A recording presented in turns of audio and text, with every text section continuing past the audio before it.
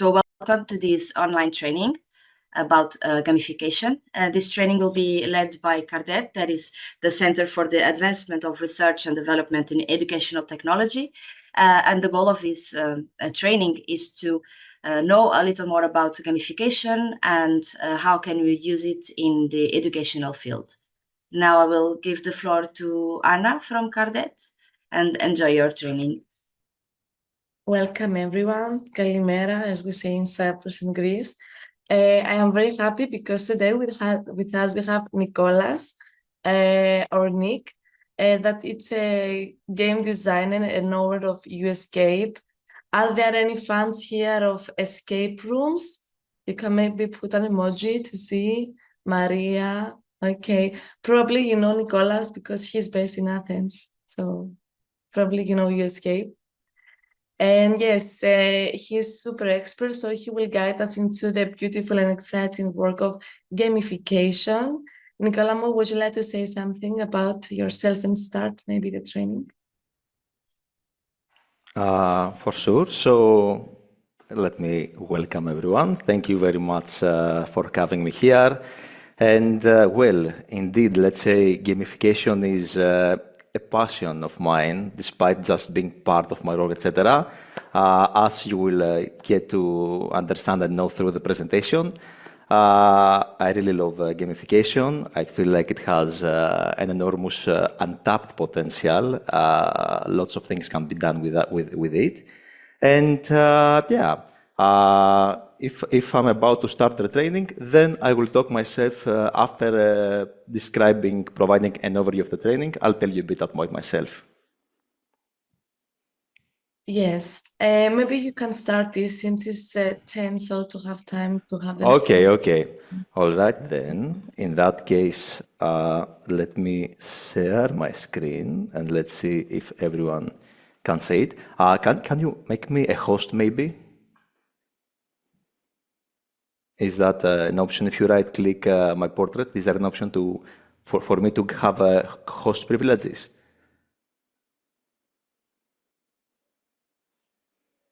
Or maybe not. Try now. Right now. Try. Okay. Okay. Perfect. So everyone should now be able to see me. And let me share my entire screen. And here you are. Hopefully you are seeing this, and maybe you are seeing me in the corner as well. Okay. Let's see. Let me get that. So, introduction to gamification. Today we'll talk about gamification. We'll get to understand what it is. We'll get to understand how it's used. We'll get to understand how it works, why it works, the whole approach.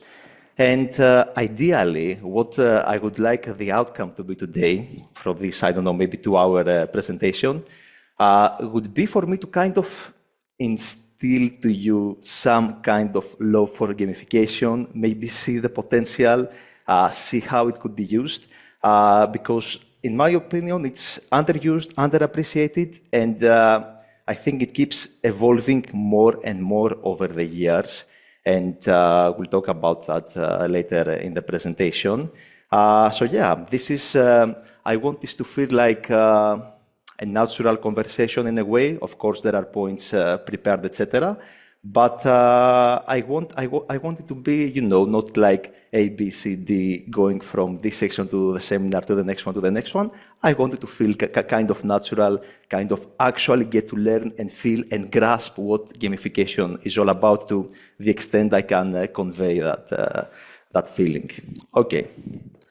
So this is an overview about how this presentation will go.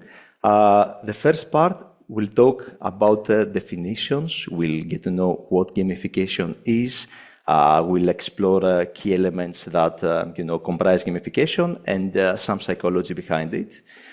Then we'll move to explore certain tools, certain platforms. These tools and platforms are just examples. They're there to show us some potential, see how people have used gamification. Maybe we could use some of those particular tools and platforms, or maybe we can find others on our own. So these are some kind of archetypes, kind of examples. We can certainly find other tools as well. Then we'll move to case studies. There will be a particular case study about an application that more or less involves very important, almost every important element of gamification.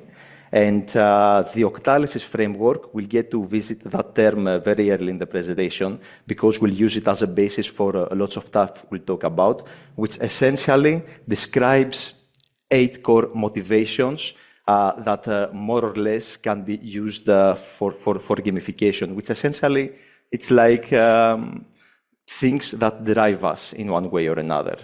And finally, we'll explore the application of gamification. We'll see the steps on how to implement gamification, and then we'll explore, and this will be like a together activity. All of us will throw some ideas there, maybe, on how we could approach the gamification of PR.I.M.E. Okay. So, what makes me kind of qualified, let's say, to talk about gamification? Okay, I've created U-Escape, and U-Escape is a unique, let's say, approach to escape rooms because the way it works, a team will connect to a Zoom call and then will interact with an escape room through the distance. It's a live thing. There is a camera, there's a game master there. And before, let's say, the inception of U-Escape, there was not something similar. It was created before the quarantine. It peaked during the quarantine, and it still runs. Yeah, so that's one thing. It's through my work, I've had to gamify stuff. I had to see what makes people enjoy activities, what motivates them to, what drives them. Game master with 20 years of experience. Okay, this is in total like a number of games, board games. What I focus on here are tabletop role-playing games. They are games that totally take place in the theater of mind. Totally, you don't use stuff, you don't use props, you imagine things. And this does require implementation of gamification elements to make it entertaining and long-lasting. And finally, I am currently designing an app that is focused on gamification of real-life tasks. It's there to bridge, to remove the friction between what would be good for us to do and maybe for some reason don't feel the necessary motivation to do it. Okay, here is a lovely quote by Yu-Kai Chu. Yu-Kai Chu is considered one of the greatest, let's say, gamification pioneers. He's also the guy who came up with the Octalysis framework, which we'll explore during this presentation.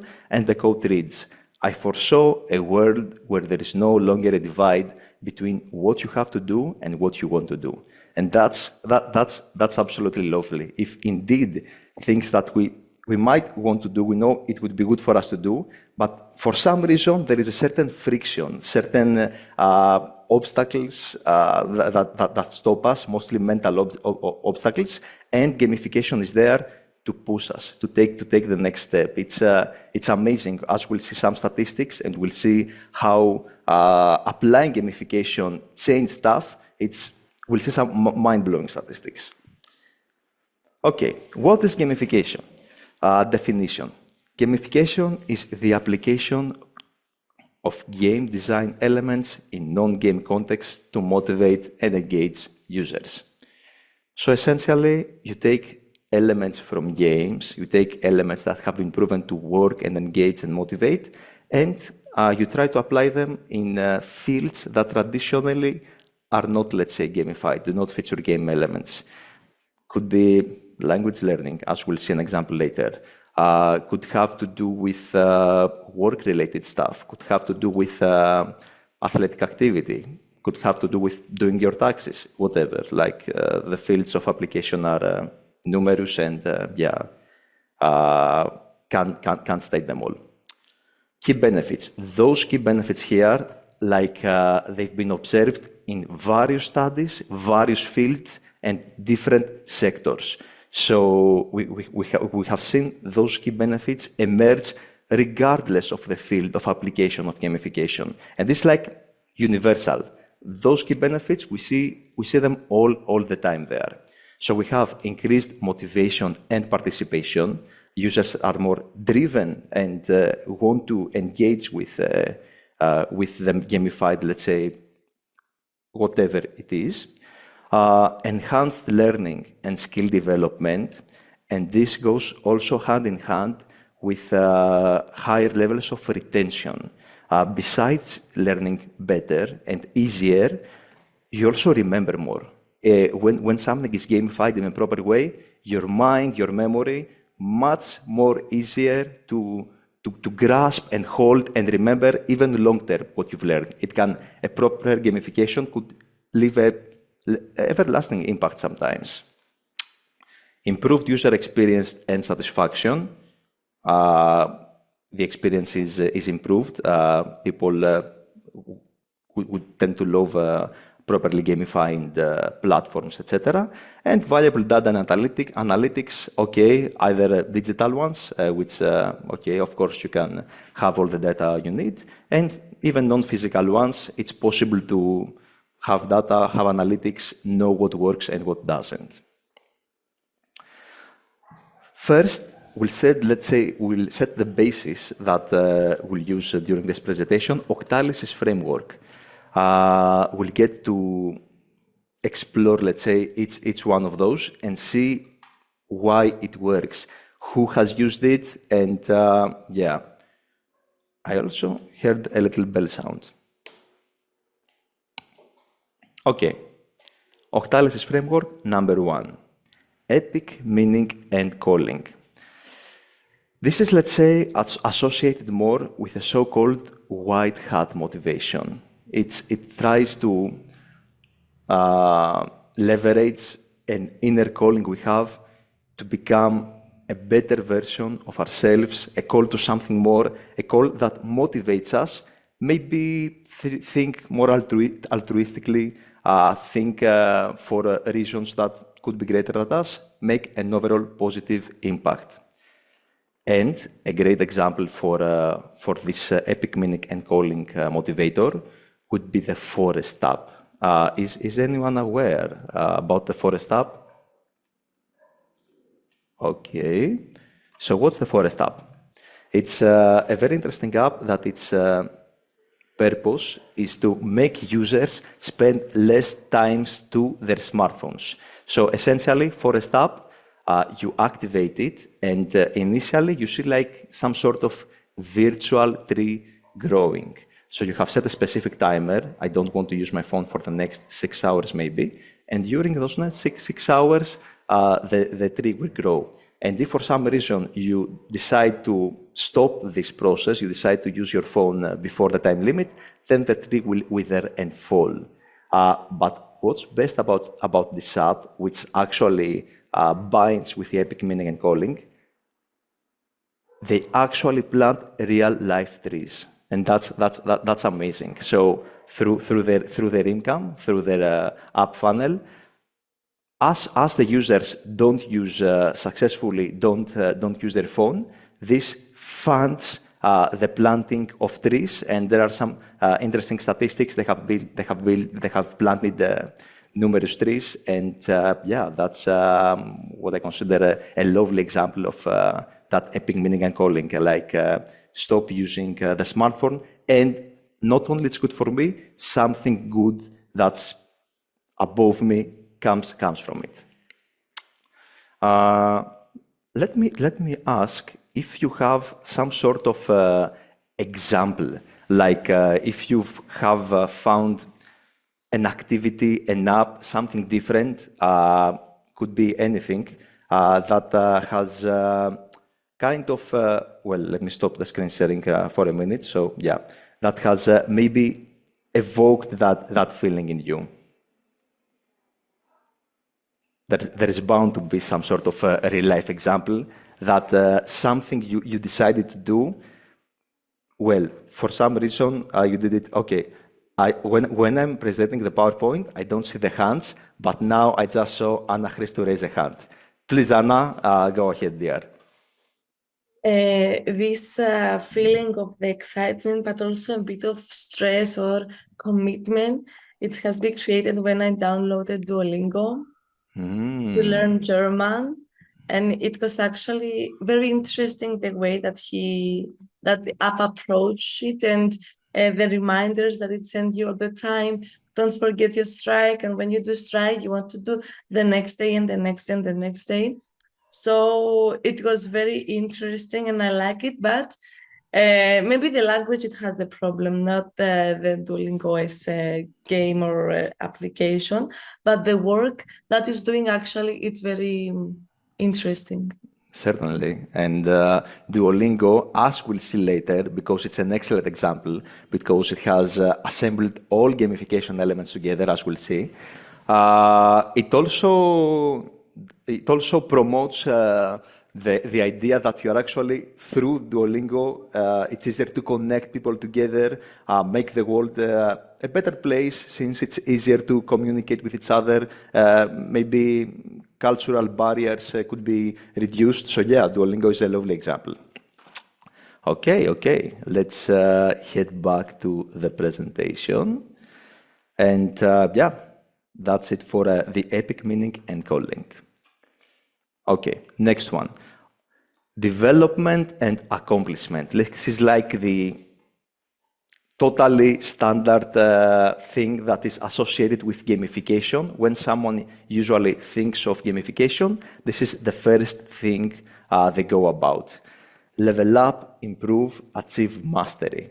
So the idea is that there is some sort of extrinsic motivation, some reward you wish to get in your hands, some sort of shiny object right there you can see and you want it. Not even need to be physical. It can be just some points you get. It can be like this progress bar loading. It can be a quest you undertake. That feeling of progression, that feeling you are becoming better, you are improving, you are moving towards a specific goal. Kind of feels like, that horse with the carrot thing, where the horse goes after the carrot. Yeah, totally works like that.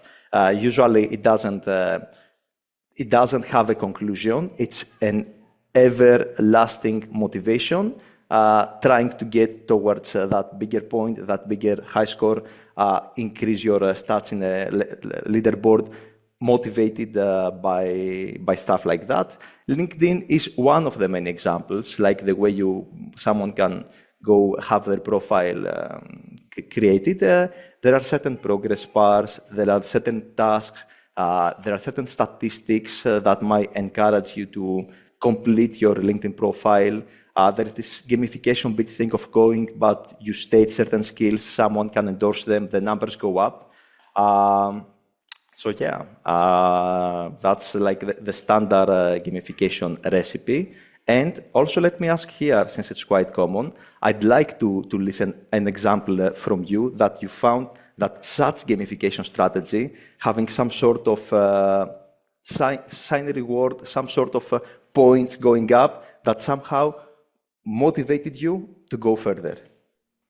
There's bound to be an example, and I like to hear it. And Maria, yes, please go ahead. I suppose it's kind of funny, but since I wasn't drinking enough water, I have downloaded an app that it was like a small, let's say, tree. And whenever you drank water, every time you had some a specific amount that you need to, because if you drink more than it is needed, then it says that it's drowned. But since you were drinking the proper amount of water, this tree was growing, and when it was, let's say, big enough, you could take it and to make a forest, let's say, with many trees, different kind of trees. And for me, it was kind of helpful. I know it's kind of funny, it's kind of childish, but it really helped me. Lovely example, definitely not childish, because as we'll see,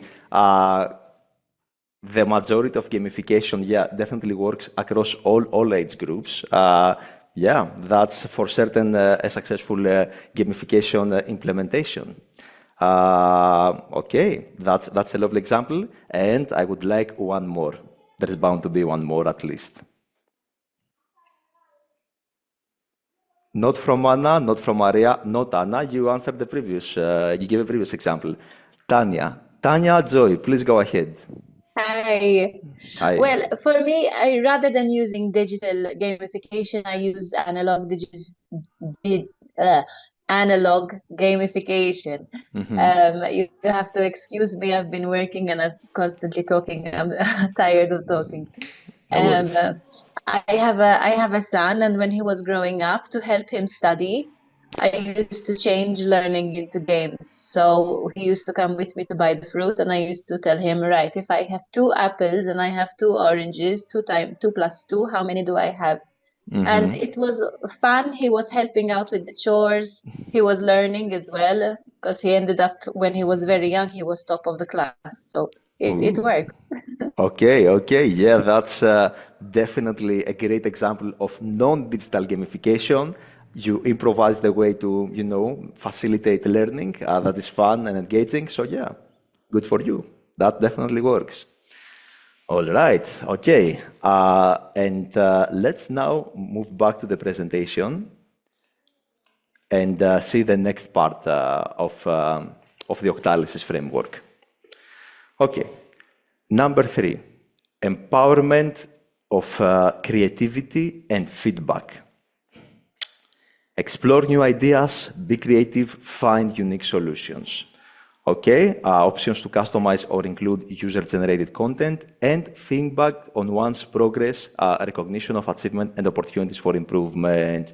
Let me start with the third one.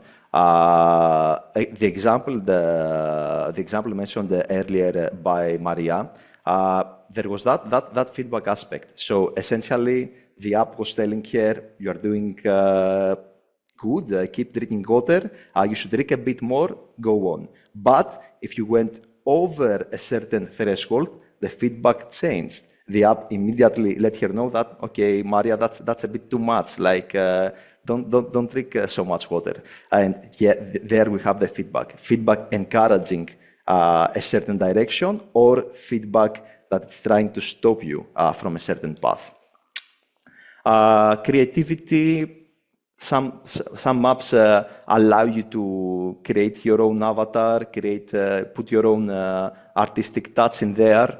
And here we have Foldit, which is an amazing example, as we'll see later in this presentation.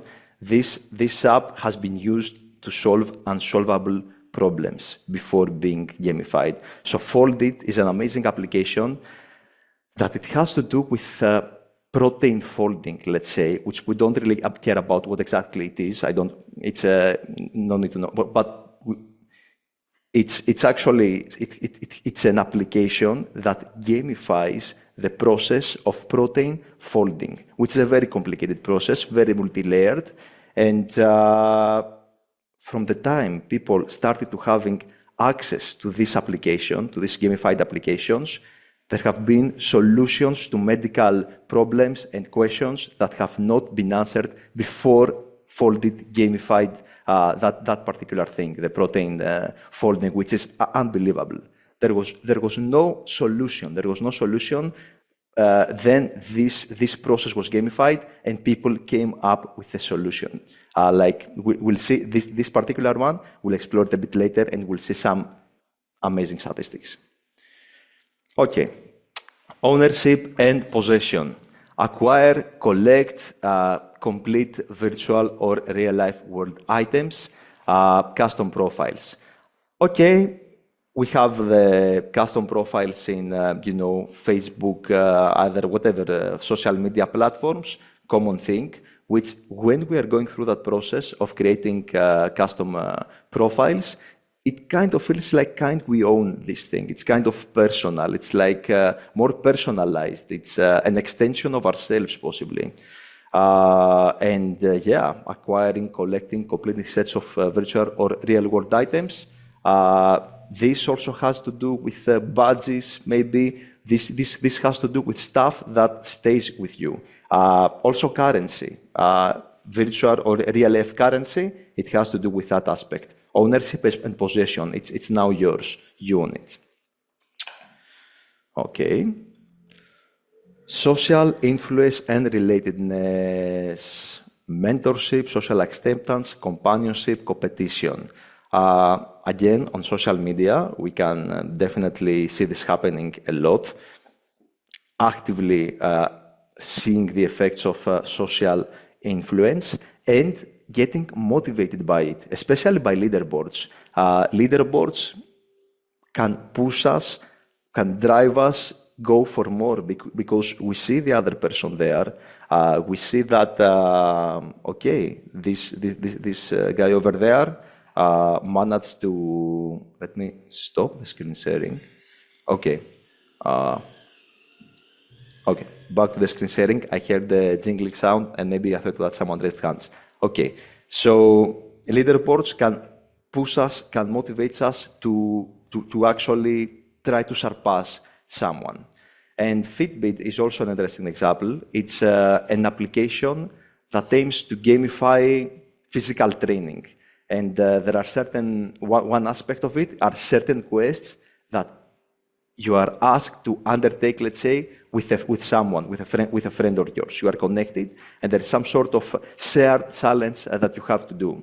And pushing each other or being accountable to someone can definitely help stay motivated. Another example, which I have not included there, which is very interesting, it was some sort of company that what it wanted to do is reduce the bills someone pays, like the electrical bills. And what they did to successfully accomplish that was that they had like statistics from a certain area, let's say, and from these statistics, this company let you know, this is how much money you paid this month. But the average person, let's say, in your area paid that amount of money, and the guy who paid the least amount of money paid that much. And when people starting to realize, I thought I was spending an average amount, but here we can see that the average is this number, I'm spending too much, a reduction is spending. Or even see the lowest score, like how is that guy paying 1/5 of what I pay? Again, it could be various reasons, but the effect was that they were motivated to reduce their spending. And I've read the number that how much energy was saved and how much less bills over the course of a years have been paid. And it was like an amazing statistic, like it actually reduced the energy consumption. Okay, back to the presentation. Scarcity and impatience. The next three things we're going to see, they are closer to the so-called black hat tactics, as we'll see, because you are tapping into some more primitive needs. You are tapping into some things that they are associated with tactics that are not ethically correct necessarily, depending on how they are implemented, but we'll see they're associated with stuff that tends to have a negative light, like gambling, like fake motivations. We'll see about them because even if they are associated with less than pure intentions, in the right context, you can make them work in a good way, possibly with a certain amount of, not using it too much, and it can work. Okay, scarcity and impatience. FOMO, limited availability, countdown timers, very common in e-commerce. Like, here is a flash sale, you only have that amount of time to get it. Or this is like, 100 books will be signed by the author. Or this, there is a game called Magic the Gathering. It's a card game. You might know about it. Lord of the Rings. You might know about that. So Magic the Gathering, a card game, play just for fun, just playing. I actually read about that yesterday. So good timing. They did some sort of thematic card game release, and it was about the Lord of the Rings. If you know Lord of the Rings, you know that the Ring of Power, the One Ring, it's like a core thematic in the movie and the books of Tolkien.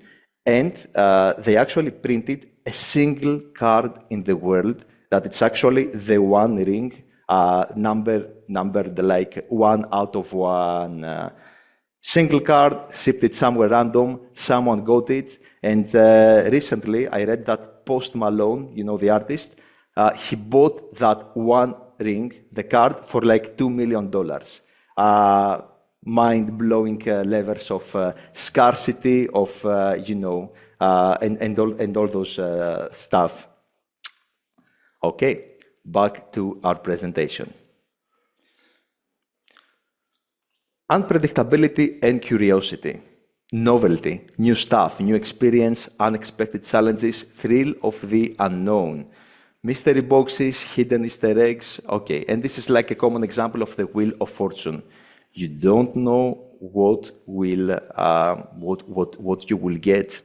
And okay, this is maybe another category that we can ask for some real life examples. So, in what sort of non-game setting have you seen that element of unpredictability, of curiosity, and maybe it drove you?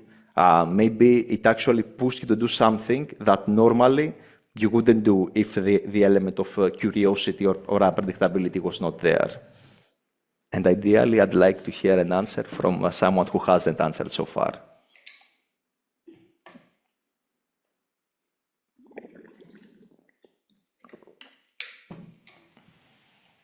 There's bound to be something that maybe there was like Anna. Anna, let's give a minute. Maybe someone else comes up with an idea.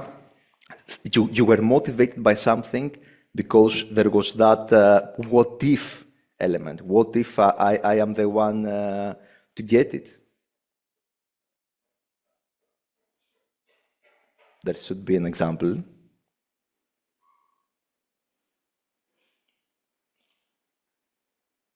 Okay, Anna, please go ahead. Tell us your example.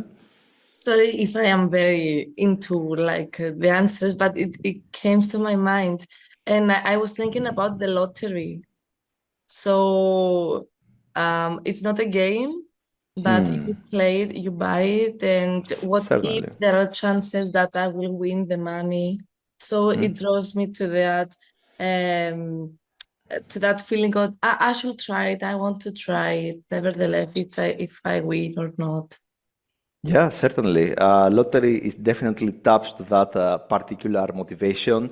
And there's also like this interesting statistic, like I don't know for which level of lottery and how rare it was, that it's more likely to get hit by lightning rather than winning the first prize in lottery, which is amazing.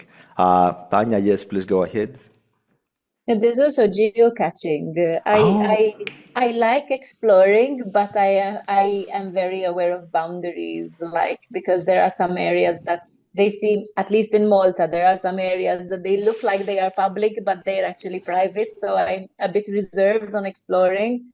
But I have an app of geocaching, and people hide things, and sometimes you go to places and then you find out that what they wanted to show you was actually the view from this place, because it's a hidden place that you never went to, and it pushes my boundaries. Absolutely. Great example. I haven't thought of geocaching, but this is an absolutely valid example. It taps into curiosity. I've used to play geocaching, and it did sometimes. You could go to places you were not maybe supposed to be there, and there is that element of curiosity, of novelty, of uneasiness that can also push you sometimes. Yeah, great example. Okay, let's now see the last motivator. Number 8, loss and avoidance. Fear of losing something, avoid negative outcomes. See. Oh, Sorry. you can see. Yeah. Thank you for letting me know. Okay, there we are. Okay. Loss and avoidance, feel fear of losing something, avoid negative outcomes, avoid setbacks.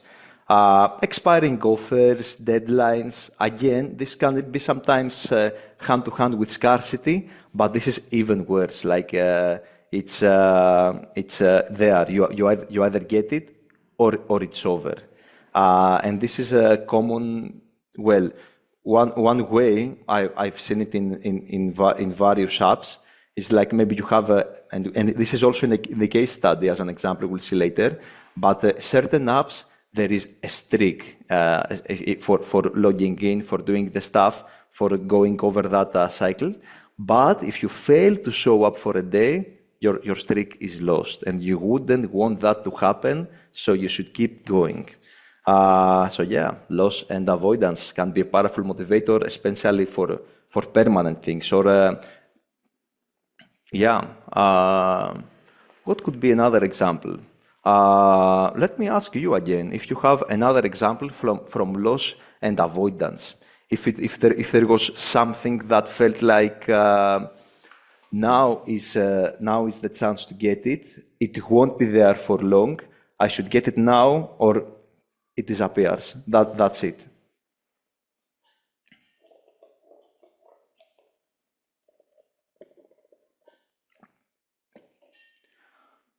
Another example that I just thought, well, maybe certain applications when you have to apply for something like an event, like could be anything, that there is a certain time frame and or a certain availability, and unless you apply to that thing, if you don't get within the time limit or with a person limit, it's over. This is something that we can see in lots of stuff from maybe for applying for a trip or applying for anything that feels like a closed group, feels like something that not anybody will have access to. And that concludes do we have a hand, I think? No, we don't. Yes. Oh, yes, please. Yes, I'm sorry. I have an example that came to my mind because actually this morning, maybe I can share it with you. Mm-hmm. Okay. Please, yes. Since, well, I hope that I'm not out of the point, but my example is that we have an app to travel into the city. And this morning, for instance, I did an update of the app on my mobile. And when I did the update, I really lost all the historical and all the cards from the transport. Damn. Is it? No, but it's okay. Just that you was talking about losses. Yeah, of course. And actually, it's maybe an example that I can share. I don't know if it comes to the point. Definitely comes to the point. You had to perform a certain action in order to avoid losing the stuff you lost. So yeah, definitely to the point. Okay. But what could be done in this way to avoid this? I'm sorry? What could have been done, at my level to avoid what can we do to avoid those losses? Well, in general, not sure about your particular case, an application or whatever system of platform will motivate you to stay, to keep using it. For example, it's very common, I'm in Greece, for Greek phone companies, not sure how widespread it is, but if you don't update, if you don't put money, let's say, if you don't top up your amount, if you don't, even if you don't use your phone, unless you top up a certain amount of money in like maybe 3 months, your phone gets locked. You can't use that number again. So that's another way that the applications will, a system, whatever, will try to let you know, unless you do the action I desire you to take, you will have that permanent loss. You don't want to put money, fine, we'll take your ability to have your number. Not sure if that answers your question, but that's more or less okay. I saw a thumb up, we're fine. All right, and that concludes the Octalysis framework, and let's go back to our presentation. And yeah, here are the elements we saw in the Octalysis framework. Accomplishment, ownership, accomplishment are the badges, the points, ownership, digital currency, scarcity. This is mostly associated with the left brain, and it's also associated with an extrinsic motivation. You are going out there to get something that, you see it, you want to have it. On the other hand, the so-called right brain, or more of intrinsic motivation, we could say, it's like it drives us from within a bit, especially creativity, especially stuff like that. It's like an internal motivator. And again here, white hat motivation makes us feel good, makes us feel in control, especially the meaning, like trying to do something greater than yourself, feeling that that's the case, great white hat motivation.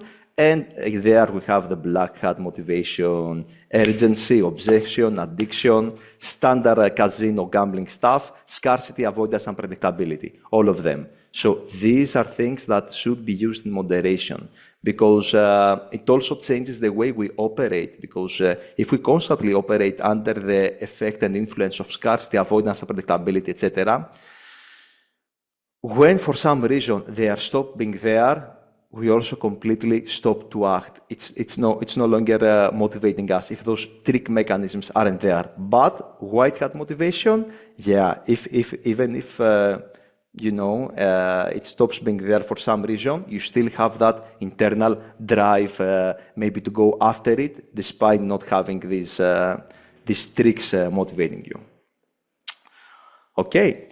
That was, we set the basis for gamification. We understood some elements that comprise gamification. And let's now have a look at gamification tools and platforms. Here there are 6 examples. Again, just examples. We can, to see some of the potential they have, to see what could be used, and how platforms have utilized gamification. We'll talk about Classcraft. It's an educational virtual digital game based on digital storytelling where teacher and students can interact. Even though it says teacher and students, any sort of dynamic can happen, most commonly used by teacher and students. Then we'll see Kahoot. It has to do with quizzes with multiple choices. Simpler idea, but still an effective one.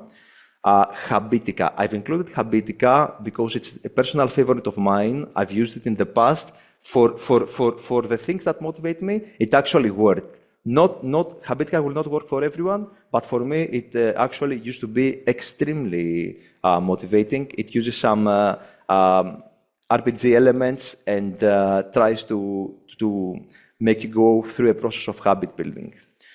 Breakout and Do, this is like puzzles, escape rooms. They will be arranged in a way that motivates the user to carry out specific actions. ClassPoint. ClassPoint. Actually, we are using ClassPoint in this presentation.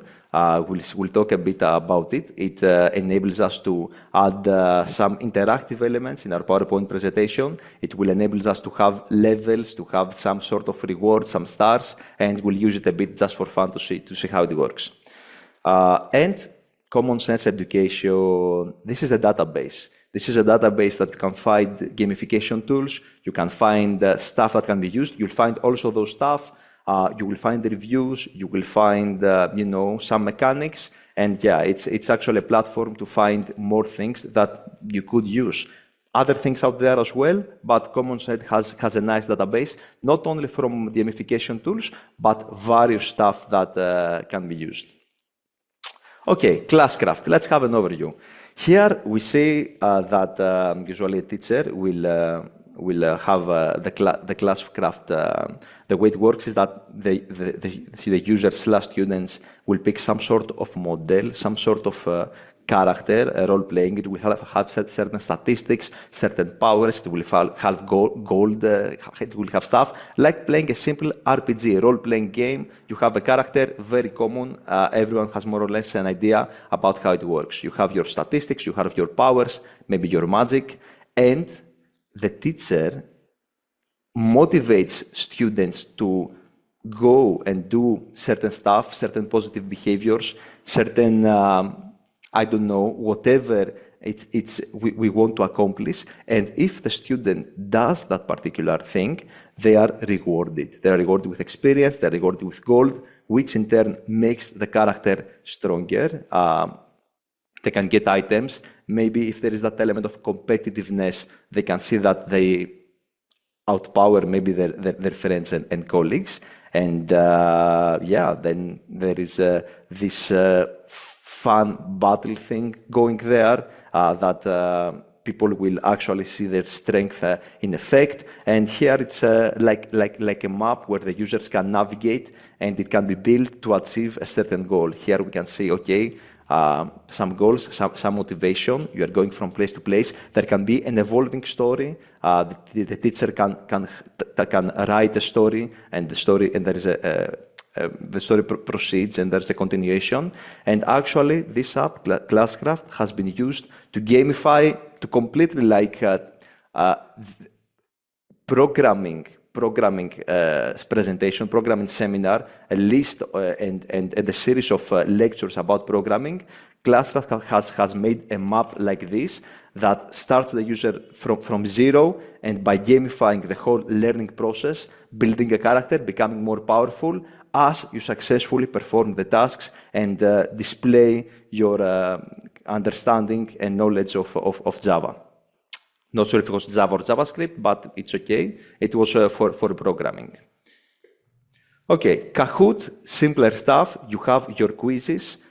You have your gamification there. There are the users acquire points. There are leaderboards. There are representations of your power, like some fun graphics that you know they serve as eye candy, maybe if that's the word. And yeah, it works by trying to have some statistics there, reward users on their performance. And here we have some interesting analytics. How many actually completed the puzzle? Who did not complete the puzzle? Which was the question that they were not able to answer? How, if it's, you can choose what kind of statistics appear to users, like, okay, you've used this app, and this is how you fared compared to the rest of your colleagues. And yeah, we can see what works and what doesn't.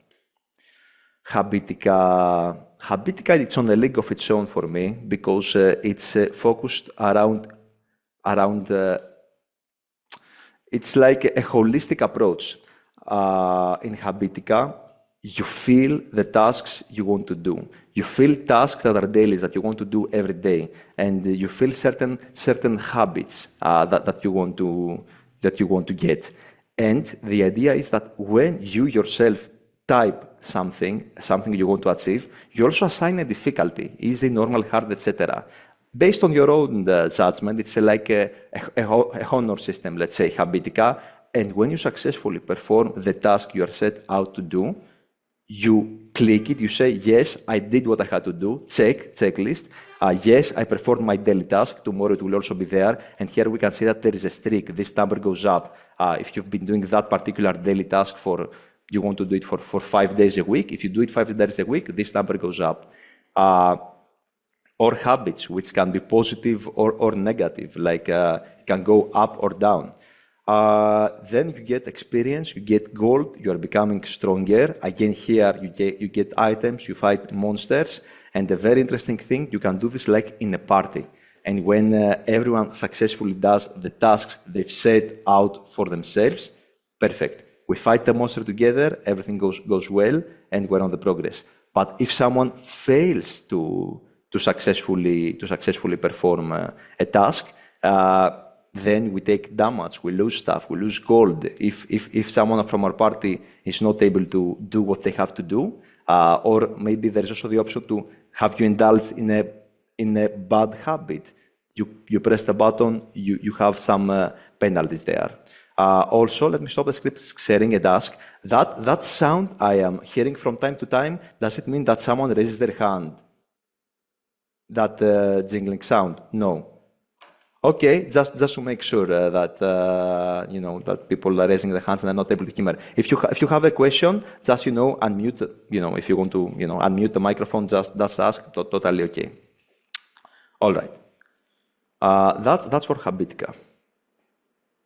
This one, breakout the do, escape room approach. You are creating some sort of puzzles. Maybe along with those puzzles, you can include some text, some knowledge, some stuff you got to learn, and then you get tested on that knowledge. It also has a number of predefined courses, predefined questions, depending on what you want to achieve, or you can create your own. And it feels like an escape room. There are logs, there are clues, there are images. You can embed videos, and you can make it a very interactive experience if you put the effort on it. It can feel like a game on its own. ClassPoint, we're using ClassPoint. We'll use it a bit more as well. You can include multiple choices, and the participants will get to answer them. You can do this with a word cloud, short answers, slide drawing, some interactive stuff. And then the one who does the presentation can award some sort of stars, which will increase the level. And this can also be an ongoing thing. If you're having multiple lectures, people get awarded, and we can see their statistics, and that's a gamification touch, a gamification element, a leaderboard, etc. And finally, common sense education. This is the database platform. We can search for stuff. We can put certain filters depending on what we want to achieve, depending on various elements. And we can see ratings, we can see photos, snapshot, images from that application. We can see reviews. How can I teach? Is it good? What is it? Also user reviews. Here we can see it has 72 user reviews, and we can see if it works for us, if it would be a suitable platform for what we wish to achieve. And now let's have a short fun quiz, nothing too difficult. In the next part, you'll be asked to enter a link, and you can do this either from your phone or your computer. If it's from the computer, you'll open a browser tab, different to Zoom, and you'll just have some multiple choices questions, or you can do it from your phone, whatever works better for you. So in total, we are 13 participants, minus Anna and me. Okay, so probably I'll see 11 people inside. And let me continue the presentation, and let's see what we have to do. Okay, quiz time. And you'll get this question on your device. And all you have to do is go to classpoint.app and use this particular code to join. Just enter your first name and just drop a question. No time limit for this question, but maybe the next one does have a time limit.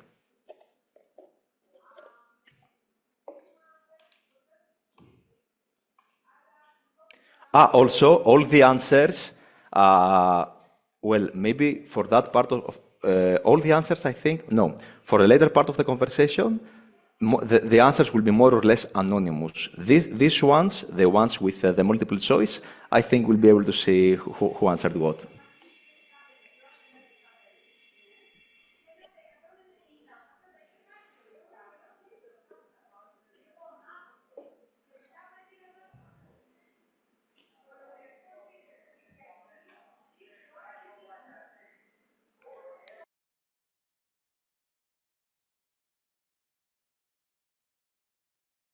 Yes. Mm-hmm. Yes, sorry, Nick. Yeah. Can you just share again? Or write in the chat the website we have to go? In the chat, yes, let me type that. It's classpoint.app. Let me type that here. Classpoint.app. It will ask you for a code. The code is 77246. 77246. Okay, thank you.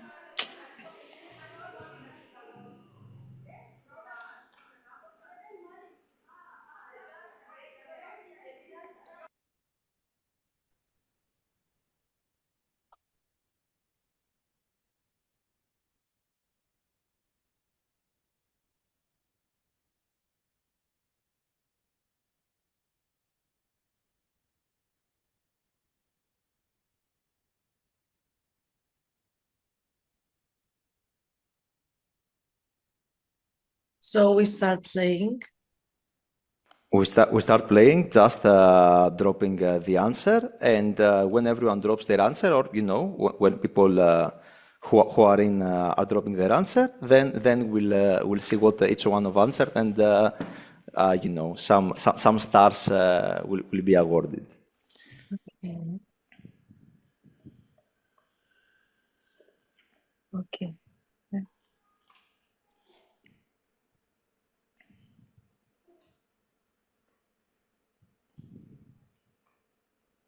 Also, let me know if something doesn't work, needs troubleshooting.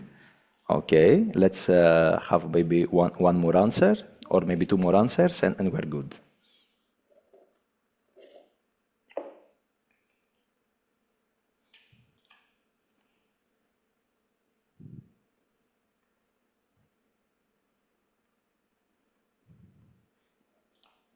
Okay, let's. I think we should be good now. Is there someone else trying to answer that hasn't answered yet? No, we're good. Okay. So let's see here what we have. A division 50-50 almost. Okay. Well, the answer is that all of them, all three of them are, let's say, core in gamification. And well, let's award the stars to everyone who gave the right answer. Congratulations. And let us move to the next question.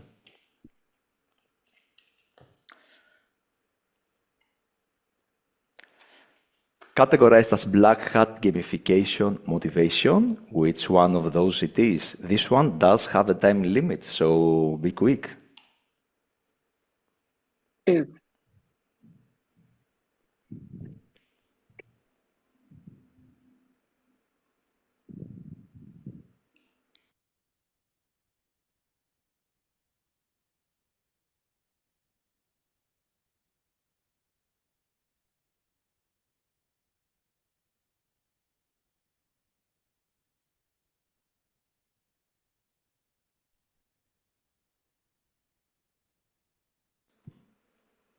Okay. And C is indeed the correct answer. Scarcity, black hat motivation. It's associated with, stuff that is more underhanded. You're trying to feel you're trying to feel the other like, yeah, man, it's like now or never. If you don't get it, bye-bye, sorry. Only while supplies last. Congrats to everyone who provided the correct answer. And I think we have one more question. Okay, that's the application I mentioned earlier, Folded. So listen to this. Scientists gamified an unsolved problem related to an HIV enzyme. Gamers solved it in 3 weeks. Actually, a gamer was the one that came up with the solution first, but others followed. How long had the problem been unsolved for? This is not something we heard during the presentation. This is something we can guess.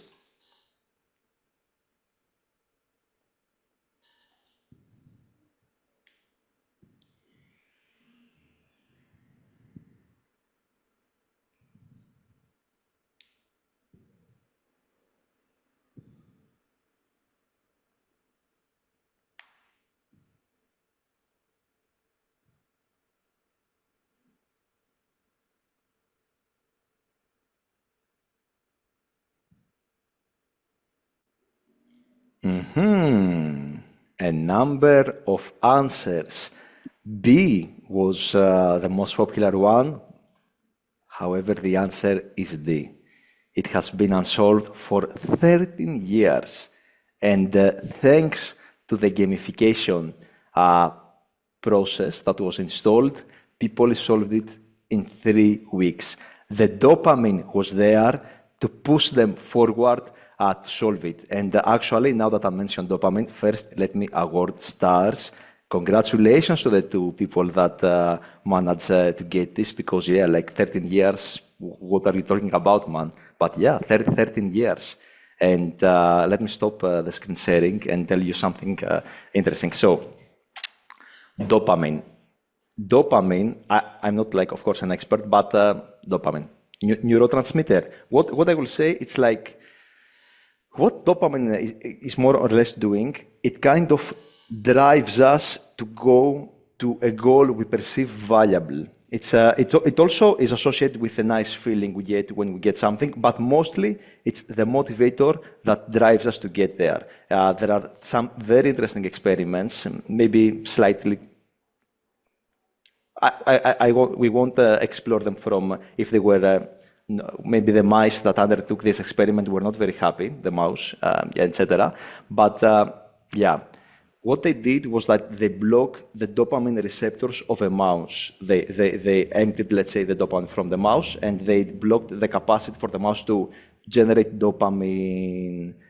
What happened was that if the mouse had not eaten no food, no at all, it was starving, even if you put the food like 20 centimeters in front of it, the mouse would not move to get the food if there was no dopamine inside it. If you put the food in its mouth, that's good. It could eat it, it could chew it, it could consume it. But if the food was a little bit far, if the dopamine was blocked, the mouse would not move an inch to get the food. And this is amazing. And this is motivation is closely associated with dopamine. Dopamine makes us tick, makes us work. It's a popular it's neuroscientist would be the word. It's a neurologist, but it's a popular mostly on YouTube and Spotify, Andrew Huberman. A very interesting quote he has said is that dopamine is the only real currency in the planet. Everything that drives us, everything that's inside, everything that pushes us, the only real currency, dopamine.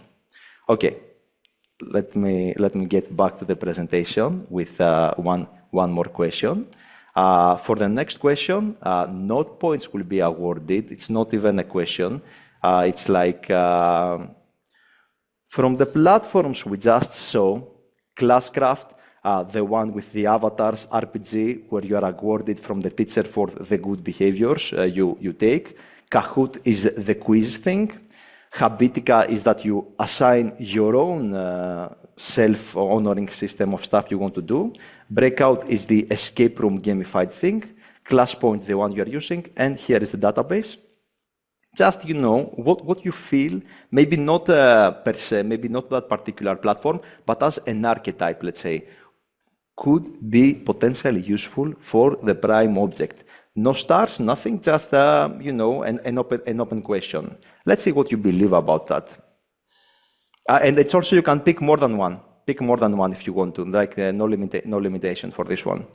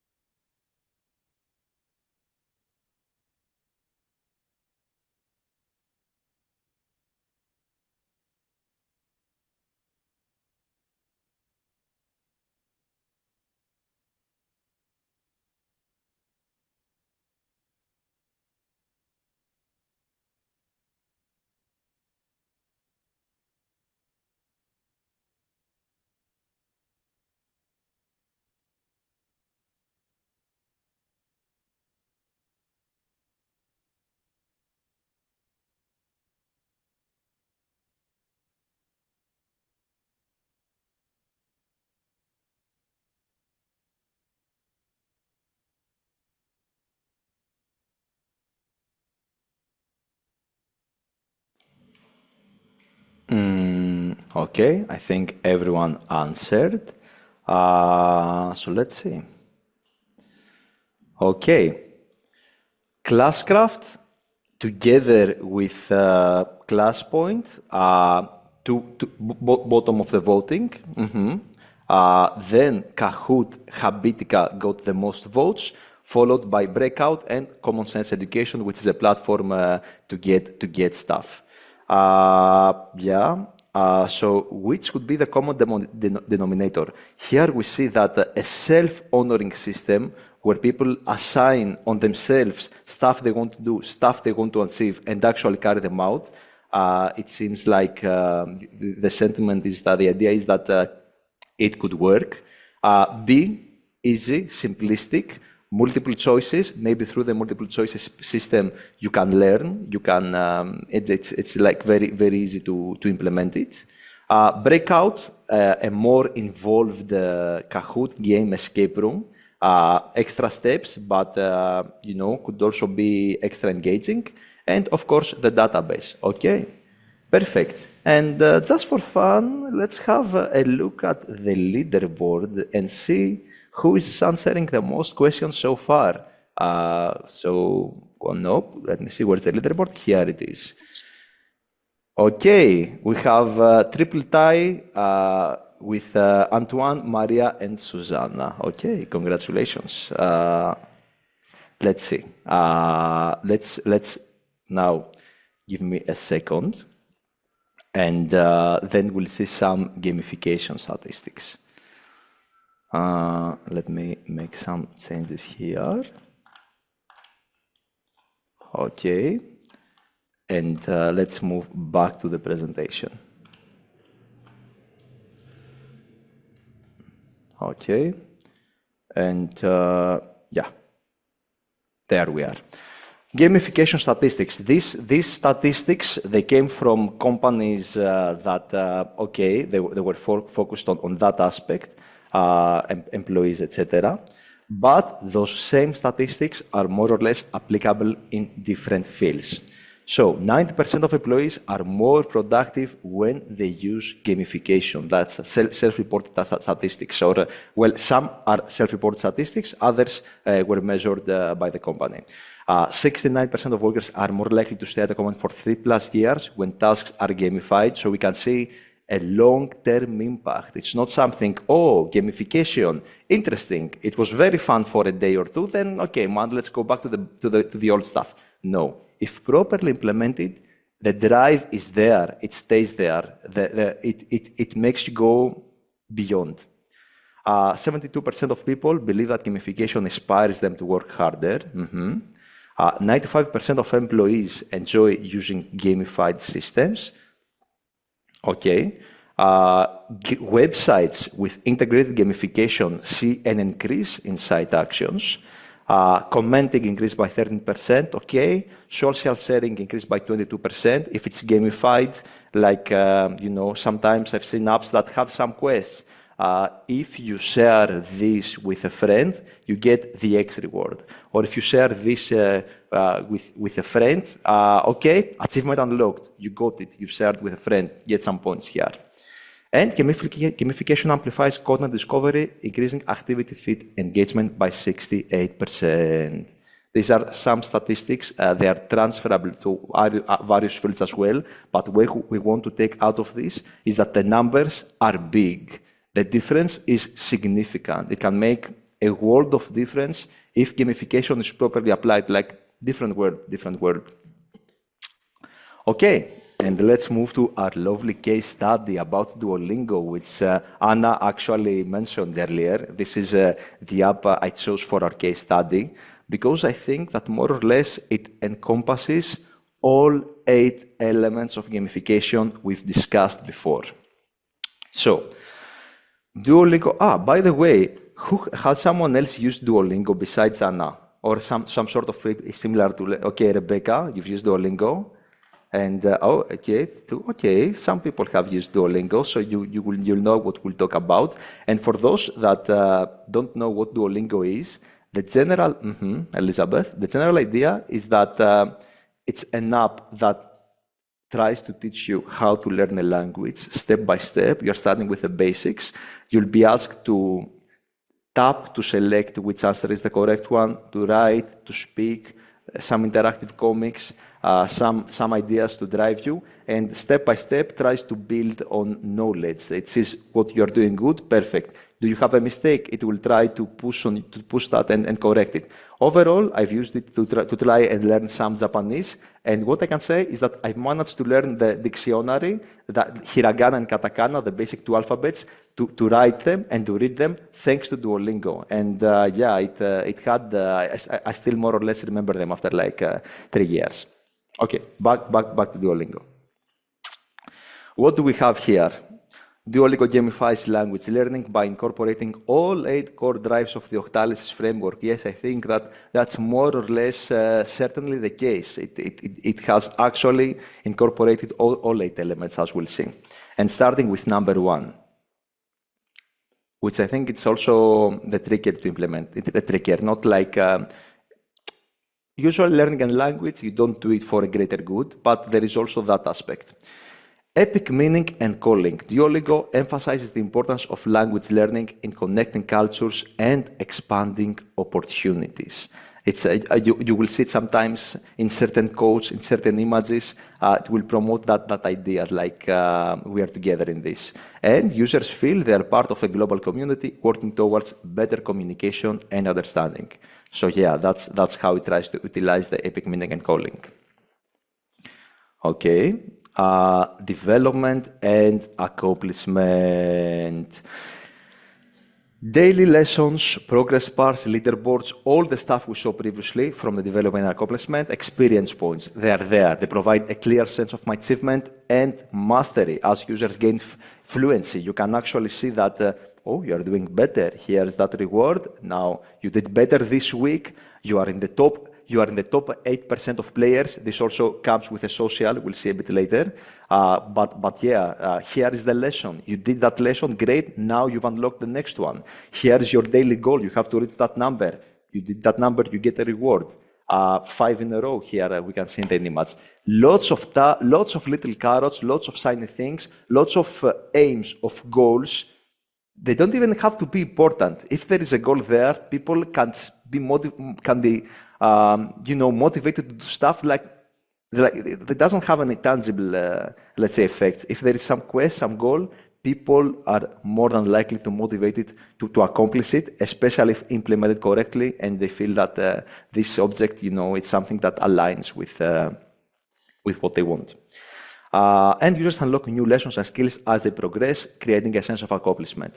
Of course, development and accomplishment is there. Huge part of Duolingo, that thing. Personally, I was very motivated by the leaderboards. There are some leagues that there is a time limit, like a week. And if you are in the top of that week's leaderboard, there are 30 people inside, maybe 50, I don't know. And if you are in the top of the leaderboard, it means that you work the most, you've studied the most, you get some sort of reward. And your friends can also see that you've finished in the top 3. Like, it's amazing, mind-blowing, amazing design of gamification. If that's what motivates you, somebody may be motivated by different aspects of Duolingo, like there are some sort of interactive comics, interactive stories, funny ones that you unlock as you go, and you might enjoy reading them, and you study to get points to unlock the stories and keep on reading them. Empowerment of creativity and feedback. Okay, no rigid learning style. There are paths you can take. You can focus on different aspects, different pacing, different skills, depending on what you want to achieve.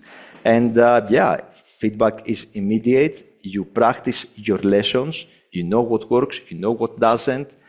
You can see some live statistics about how you are doing. And from time to time, Duolingo will try to test you again on things that you maybe keep on failing. Or it will let you know, man, you are doing great. This is the way. You are in the top 5% of people who started the same month as you. You will get some idea of what works and what doesn't. It will let you know when you're on the right path, and it will let you know when you are in the wrong path. When you skip your lessons, you will get some notifications there, immediate feedback. Ownership and possession. profile picture, badges. We can see the other user. You can see your streaks. I've been doing this for X amount of time, and you also learn currency. You acquire currency. You amass currency. You can spend that currency to unlock stuff, and yeah, it a sense of ownership over time. You definitely build it, especially with streaks. It feels like, oh man, I've been doing this for a year. Oh, and something interesting I just remember. I think it was on the year mark. If you do every day, like, okay, there are some items that you're able to freeze a streak for a day or two. But if you go Duolingo every day on the 1 year mark, not only you get like some sort of achievement, also the shortcut of the app, like in your phone, the shortcut, the icon. Normally it's just a green bird. It turns into red, like the thing changes, and yeah, that's interesting the way they are approaching it. Makes you feel like, man, I am doing this. Like it's working. Okay, social influence and relatedness. We can see the leaderboards. We've discussed about the leaderboards. You can see the progress of your friends. Does that motivate you? Beating your friend, great.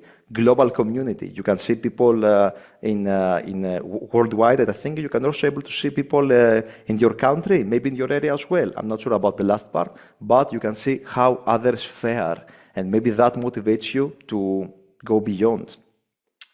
You can follow each other's process, and certain quests involve the participation of friends. And the way those quests work is like you have to do X amount of lessons together. Like maybe you can do them on your own, take all the burden on you. It's ideally both you and your friend do the quest, do the lesson, and together you are working towards a common goal. Scarcity and impatience, the way it's implemented is with daily XP goals, time-limited challenges. You will see like certain days will have, oh, now you get bonus XP, or now you get this kind of perk. And you should do it now because it won't be there tomorrow. And users have a limited number of hearts. You don't want to make a mistake. If you make a mistake, you are out of hearts. And if you are out of hearts, if you made 5 mistakes, you will either have to wait, you will either have to pay, or it's also possible, which is also the healthier approach, to actually, it will throw you a practice session, and if you practice and successfully complete the practice session, it will award you with a heart. Unpredictability, curiosity. New challenges, new lessons, offering something new to discover. And there are certain features that,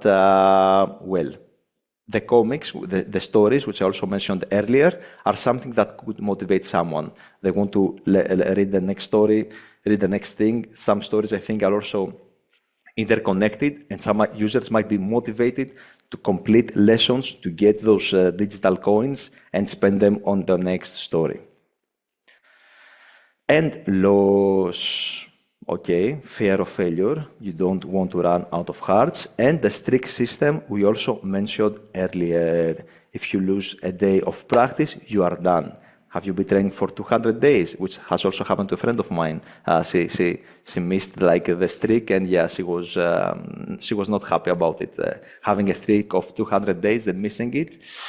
Yeah, no, you don't want this. So yeah. Losing, can be a powerful motivator to the negative feeling of a setback. So yeah, Duolingo does all of that. It has like all the aspects of gamification that we've seen work over various fields, over various different situations. Duolingo has put them in and made them work. Okay. Before moving to the last part, which are the steps to implement gamification, let me see if there is something that you feel like it needs expanding or talking more about it. There will be a later point. We will have a more open discussion, Q&A, etc. But if you feel like something is more urgently needs to be answered now, let me know if someone has something in their mind that has been lingering there, needs an answer. So far, so good. Okay, perfect. So let's move to the steps on how to implement this thing. So let me share my screen again. Okay, we can divide this in 6 steps. These 6 steps, the whole process of implementing gamification. And again, we'll go through each and every step and see what each step entails, let's say. First, we'll have to identify the goals and the target audience, have a clear understanding about this. Then we'll choose the appropriate gamification elements depending on what we want to achieve. There are others, there are more.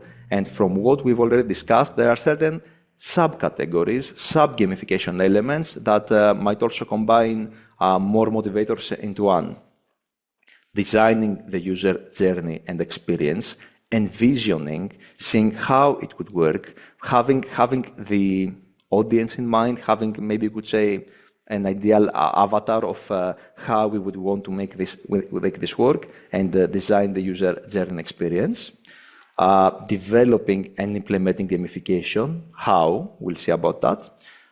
Monitoring, evaluate progress, see what works, see how it works, see what could potentially work, and iterate and improve from our statistics, from our numbers, from the feedback, very important, of the audience, absolutely, but a combination of both.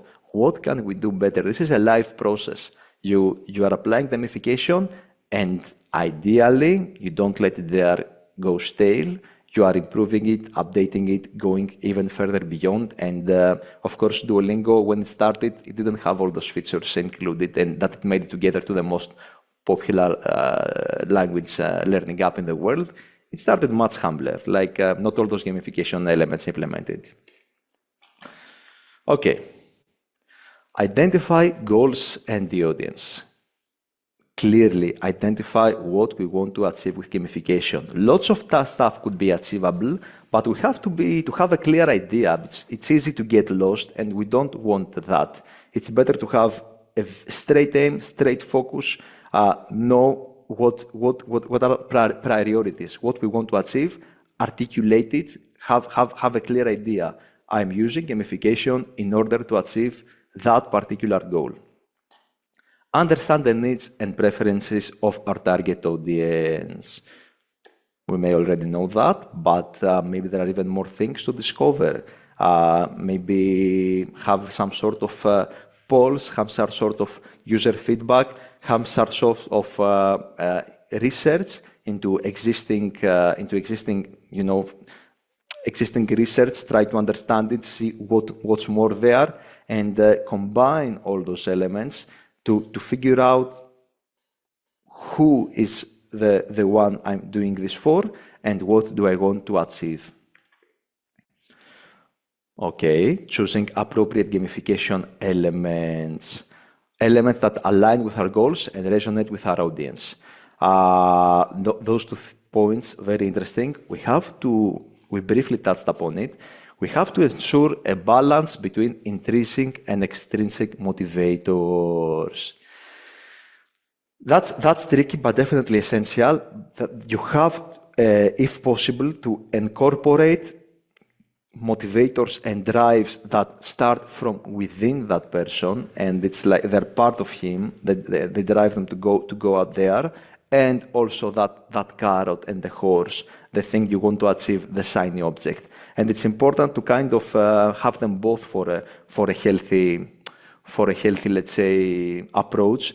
Because if for some reason the extrinsic motivations stop being there, if the rewards stopping there, actually it can have a detrimental effect on the process. And I remembered an interesting study. Okay, so there was a classroom, and there were 2 teams of kids. One team would draw paintings on their own or do some other task, maybe some task that's normally kind of fun. They would do a certain task.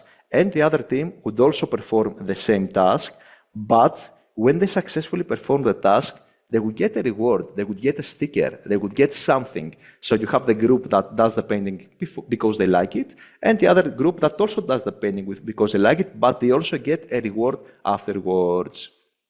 The very interesting statistic is that when the team that, despite liking to paint, they stopped receiving those rewards, those stickers, their motivation to paint and draw and do creative stuff plummeted. It dropped like all the way. They were just doing painting, team A, team B, and team B, which normally, okay, they would have fun doing painting, they were receiving rewards. When the rewards stopped, when the extrinsic motivation stopped, their motivation plummeted. And that's a very interesting experiment about the potential dangers of gamification. Not always, depends on the environment, depends on the platform, but if you are used to a certain extrinsic reward and there is not enough intrinsic motivation for you to go, that's why Habitica works. It builds on intrinsic motivation a lot because self-honoring system, that's something that I really want to explore and expand because self-honoring system, if implemented correctly, can be very powerful. Intrinsic motivations. Yeah. Sorry for the brief, and let me go back to our presentation. Okay. And balance competition and collaboration, again, with leaderboards and maybe with social elements of influence, etc. Okay, competition can easily be fostered with leaderboards, etc., and it's good to be there. But also, you don't want to make it too competitive. You want to have some actual collaboration elements there. It's important. It's important not to make things hostile, but also enable a feeling of collaboration, camaraderie, make people feel like they are in this together. Step 3, design the user journey and experience. Map out the experience from onboarding to mastery. How we envision the whole thing from the first baby steps maybe to all the way. How we want it ideally to play out, what we want to achieve, how we want it to work. A clear progression path with milestones and achievements. This is associated with the accomplishment and developed existing motivator, having a clear progression path, milestones, achievements. When you reach a certain level, when you reach the next mountain, perfect, that's good. You can enjoy, you can let yourself experience the feeling, but you reach the top of this mountain. There, I show you the next one, which you have to go, and the motivation is always there. And this is actually a real life advice as well, like trap. That's a common trap for people. Like after they reach a certain age, they don't work anymore. But it's always good to have the next thing you want to achieve, the next thing forever that drives you to reach beyond, whatever it is. And it's especially lovely if it's also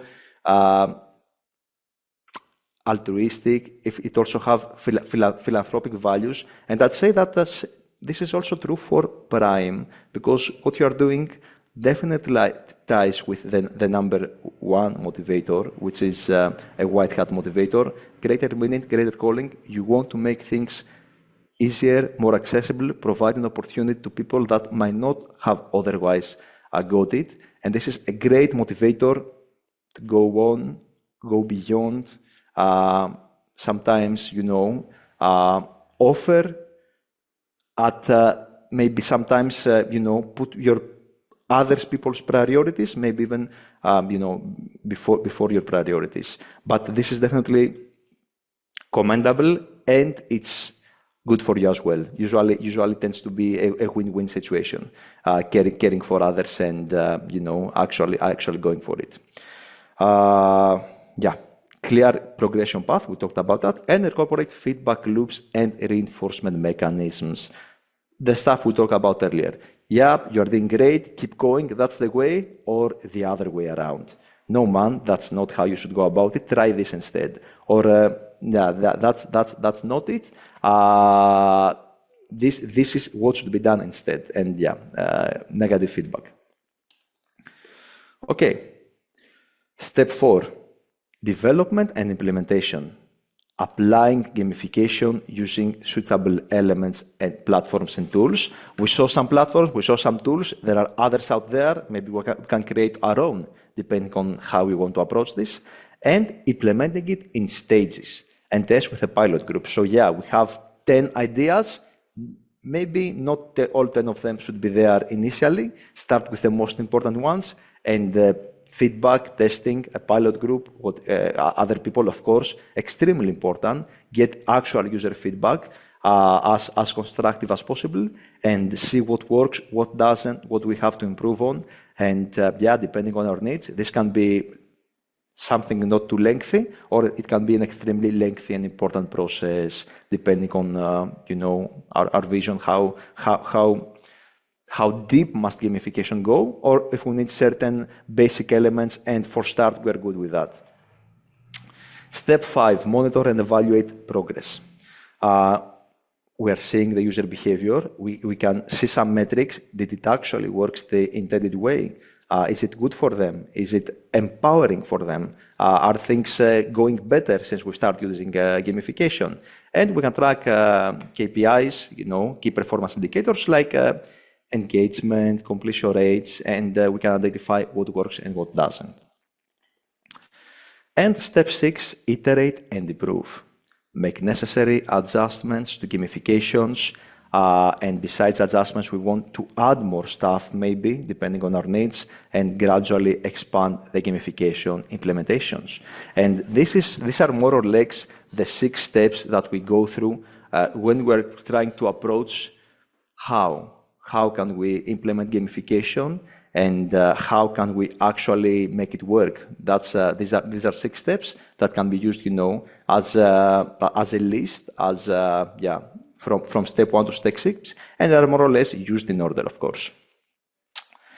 And now the last part will be about gamifying Prime. We'll focus on the first 2, which are the important building blocks for whatever action we wish to undertake. Identify goals and audience, and choosing the appropriate gamification elements.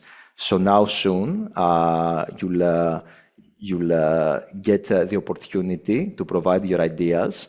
This time, it will be anonymously. Ideally, I'd like all of you to drop an answer, despite, you know, some people might be more qualified for an answer. That's totally fine. I'd like all of you to provide an answer.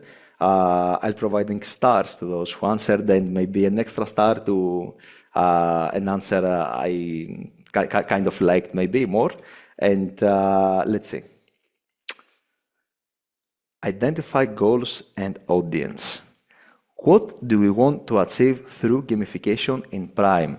Not a lengthy answer, just some bullet points maybe. Whatever you feel like it will be a short answer.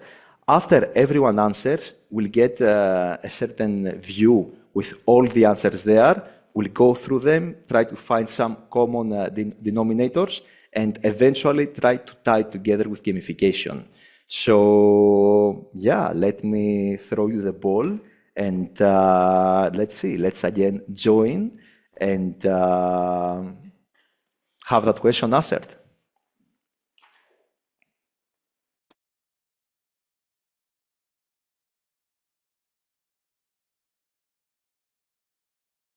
Also, let me say for this one, take your time, no hurries. Like it's until everyone who wants to provide an answer does answer. We can wait a bit, like yeah, a few minutes for sure.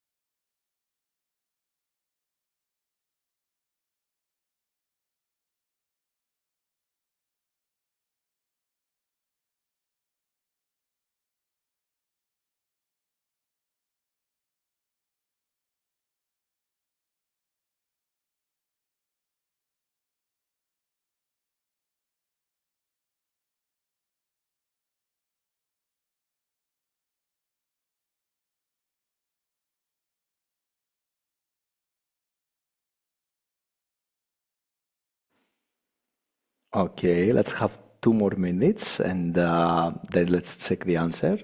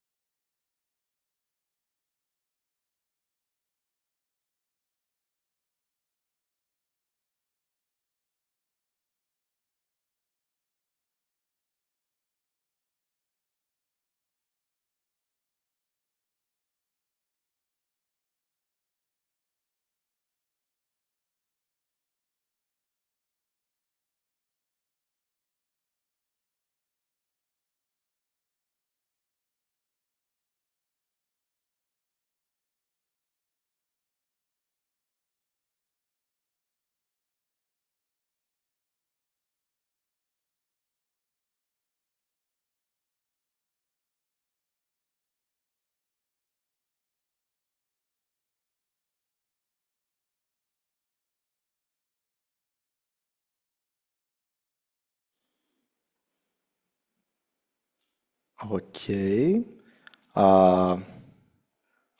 Is maybe one more person still typing?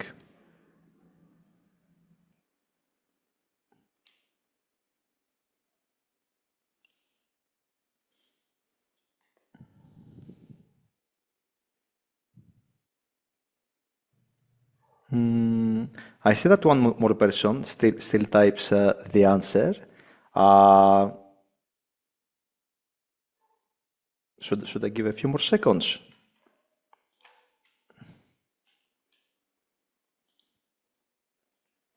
Okay, let's for the sake of time, let's say that we're good. Okay. So let me share my screen. We have 8 answers here, and let's see what you answered about what we want to achieve through gamification. Okay, let's go one by one. Get people with PWID the basic knowledge how to participate in Erasmus mobilities, easy access and exploration. All encompassing answer makes sense, touching the basic points. Have a register of the PWID learning process. What did I learn with this mobility experience? Make the mobility experience less stressful for participants. Support the accompanying person. Okay.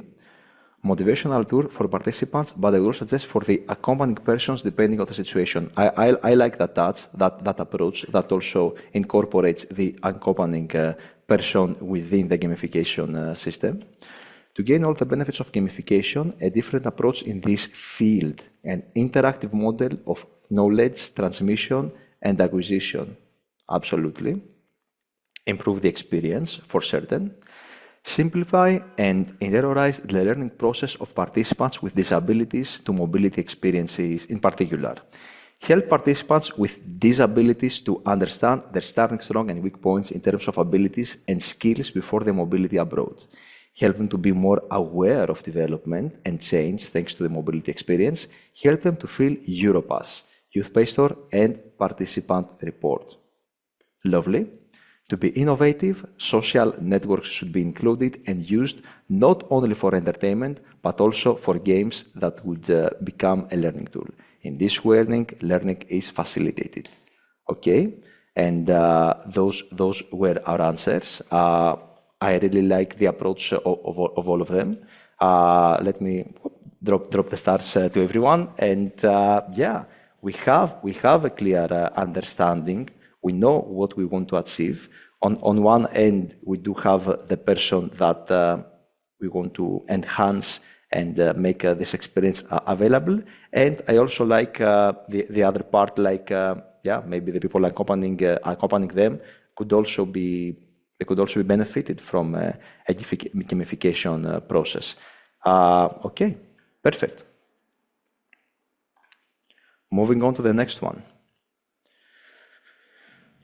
Trickier maybe, but which are the needs and preferences of a target audience? For this one, okay, the needs, what are the difficulties we might face, and what are also the preferences from what we've seen so far. What could work for men? What would they like to see? What sort of approach might be best for them? Let's have some short answers.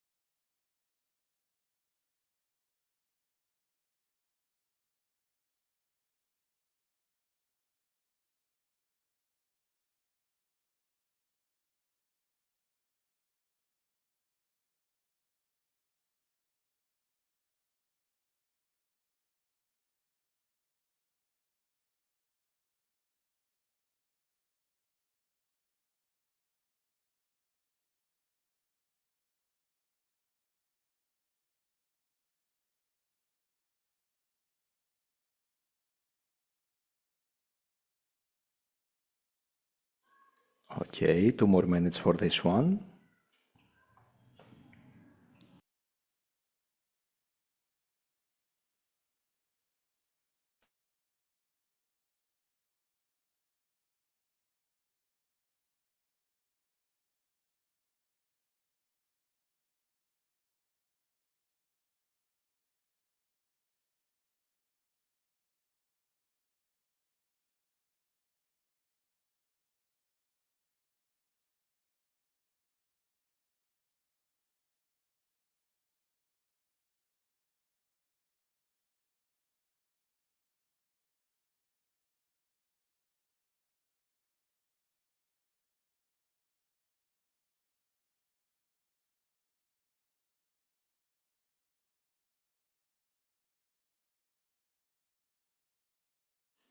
Also, all the answers we give through this question, it's possible, to export them, and we can include them with the presentation as well, so you have access to them. Yeah, Susanna.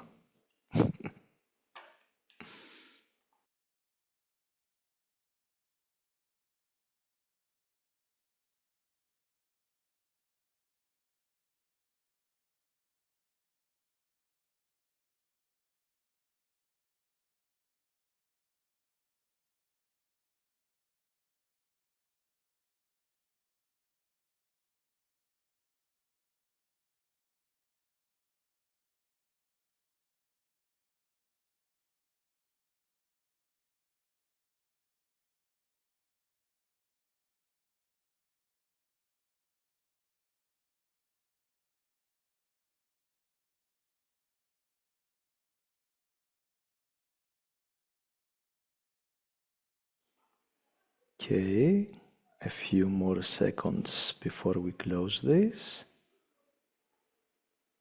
I think 2 more people are typing.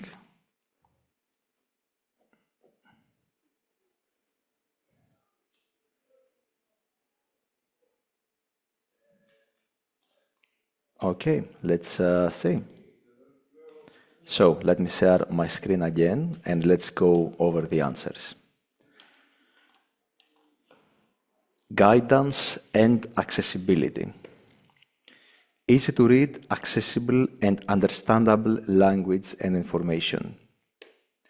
Simple and attractive images, clear tasks and challenges, clear connection with real life. I like that. A human preference is always comfort, and that information is shared to make away from home feel less of an alien experience through familiar faces and continuity between the preparation and the mobility. This applies to both the participant and the accompanying person. The needs are for technical, logistical ones, and then a welcoming employer to host that are ready to support and make mobility a good experience and memory. For sure, makes a lot of sense. Language barrier. Some don't write or read, so it's important to use easy language, lots of visuals. Yeah, that's for sure very important, having visual language.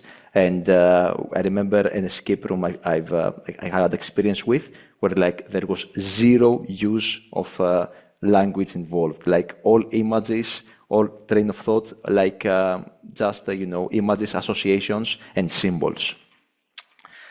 Maybe you have some images on each task or activity they have not written. This way, they can select what they have done or learn and register their learning process. In the end, have a visual final graphic with the evolution of the competence and learning. Interactive, engaging, available desktop and mobile, all-encompassing approach so that they know what to expect during the mobility experience. Troubleshooting situations for the accompanying persons. Okay. To have a tool that will be easy and enjoyable, being able to get the knowledge and supplies they will need for mobility activities in an interactive way. Absolutely. And the need is to give a gamified experience to PWID and also guidelines and train vet and adult educators to use this methodology to explain and interact. Absolutely, hugely important part as well for the people that are engaged with this process to be themselves sufficiently trained, know what's all about, have an understanding about what you are doing here. Okay, thank you very much for your answers, and let's move to the next one. Also, let me see if it will be more easier to insert as slide all of them. I like that. Okay, perfect. And let me insert as a slide this one as well, so we can have them in the presentation. All right. And yeah. Gamifying Prime. Next question. This one and 2 more to go. How can we gain more insights? We already know our stuff. We already know the things we are definitely experienced, but there might be more that we have to learn, and times are changing, things are changing, new stuff become available. How we would approach the necessary objective of trying to gain more insights than we already have, become even more, even more able to leverage knowledge and do what we would like to accomplish.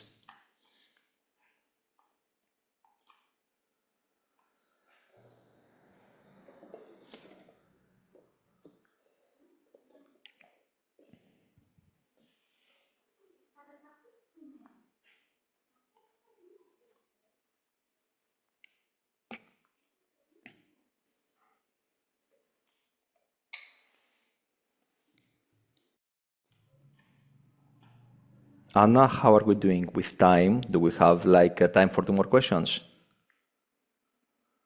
Maybe, I don't know what Susanna thinks also, because we have 5 minutes also about discussion, some questions that we will probably have.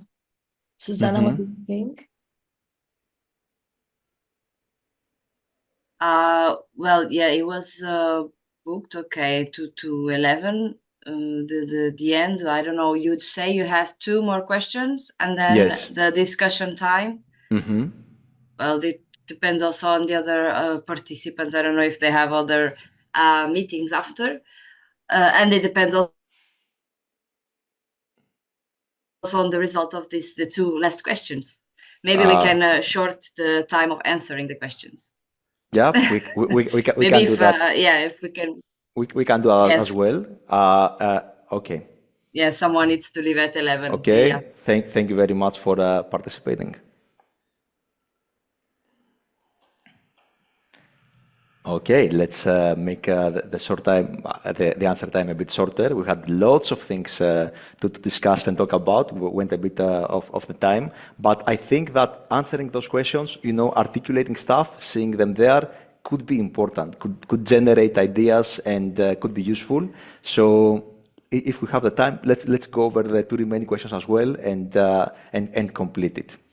So let's give one more minute or maybe 2 for this question and jump to reading the answers.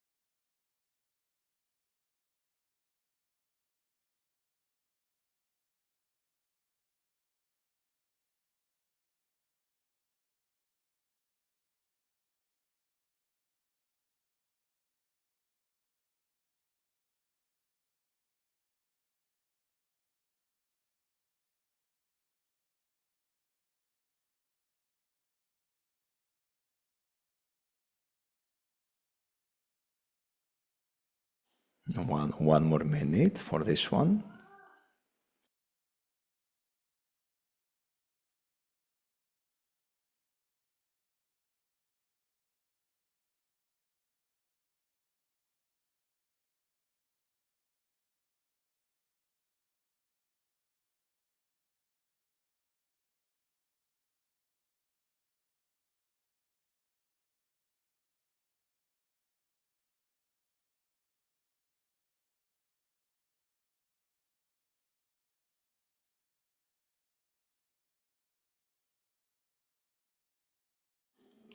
Okay, let me share my screen and see what we have here. Okay, 7 people responded. If someone is very close to answering, just let me know. Okay, so let's see. From stories and experience and observations, the numbers are small, so statistics are quite easily compiled. More features. Polls, open feedback questions, including feedback in a gamified approach. Okay. Involve people with intellectual disabilities in the process. To share good and bad experiences and examples. Ask people their needs. Okay. We could share tools and methods we already use to evaluate the learning process in our mobility projects, find common points and transform them in a gamified learning tool. Accompanying, okay, I like that, and yeah, certainly. That's the way to go, and we do have some additional feedback here, and let's put it in our slides. And yeah, please, Elena, go ahead. Yes, I was not able to finish the sentence about accompanying persons. So I wanted to write that, of course, accompanying persons should be trained to use this learning tool in order to use it with the participant during the mobility. Yeah, absolutely. That's correct. That should be done. And yeah, it should be incorporated within the gamification process. Okay, moving on to our next question. Choosing appropriate gamification elements. This will be a short answer. We don't want to expand on that. But based on the Octalysis framework we visited and approached it and kind of understood it, which would be the stronger motivators from our audience? You can type the whole thing, you can go with just a number. Let's see what do we think about that.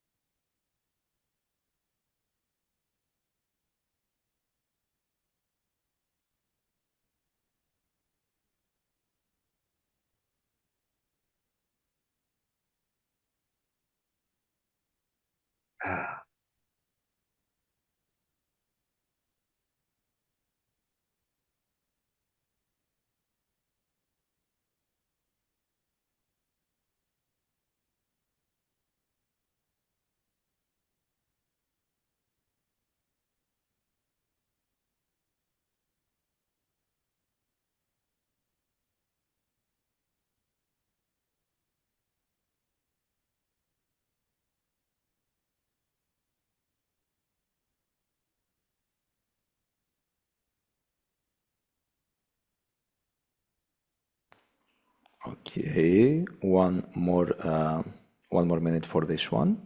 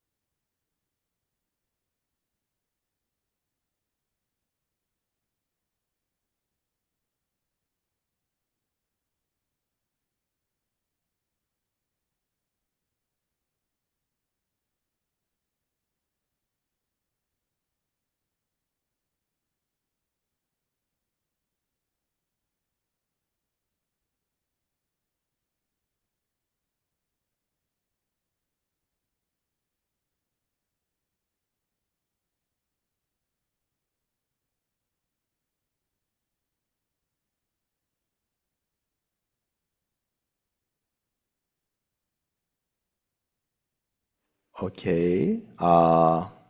If someone is close to completing the question, please let me know. Else, let's have a look at our answers.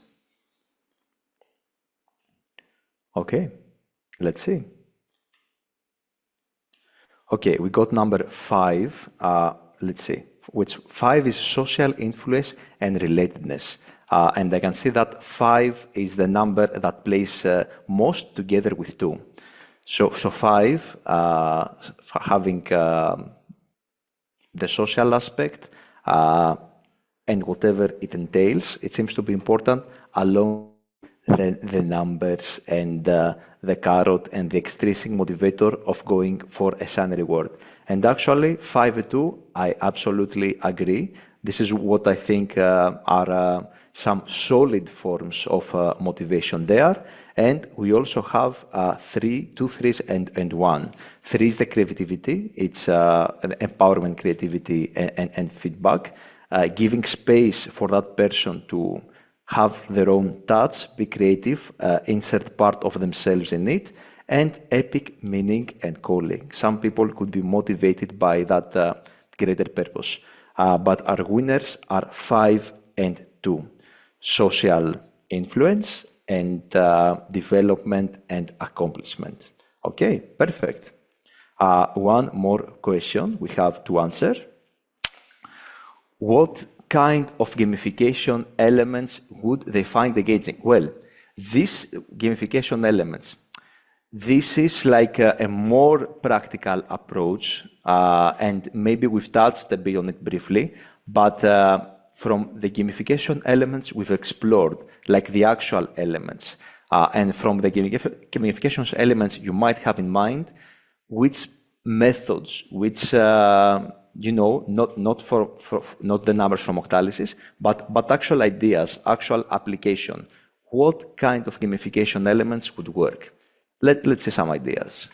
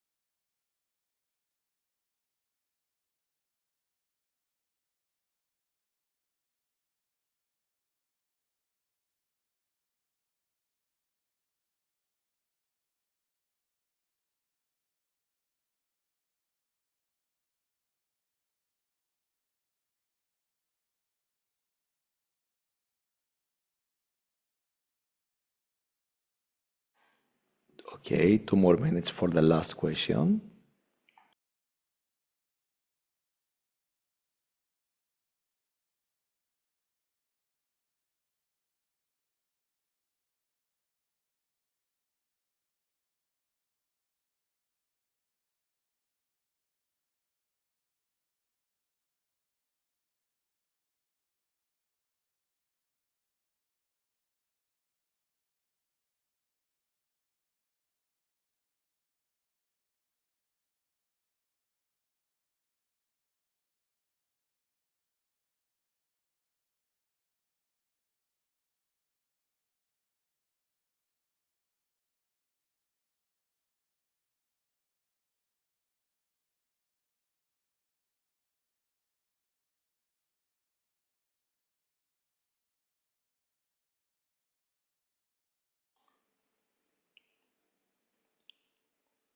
Okay, less than a minute, almost there.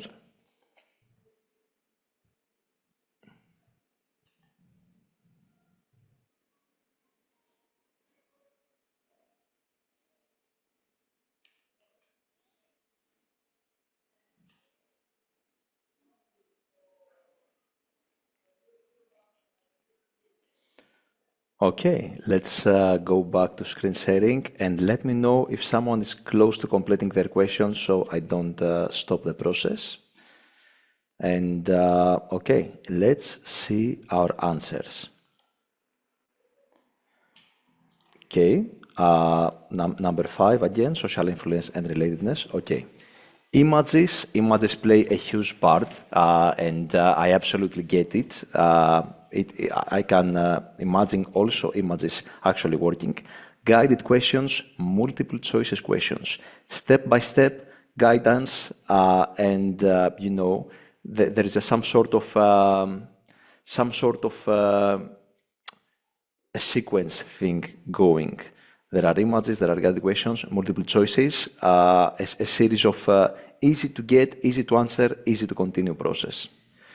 To see visually their development, their progress, their accomplishment, absolutely, that's lovely. The motivation to see the grow visually, that I can also imagine that working. A visual representation on how they are doing. I'm not sure whether competitiveness or collaboration will be stronger, and I'm not so sure which one should be fostered.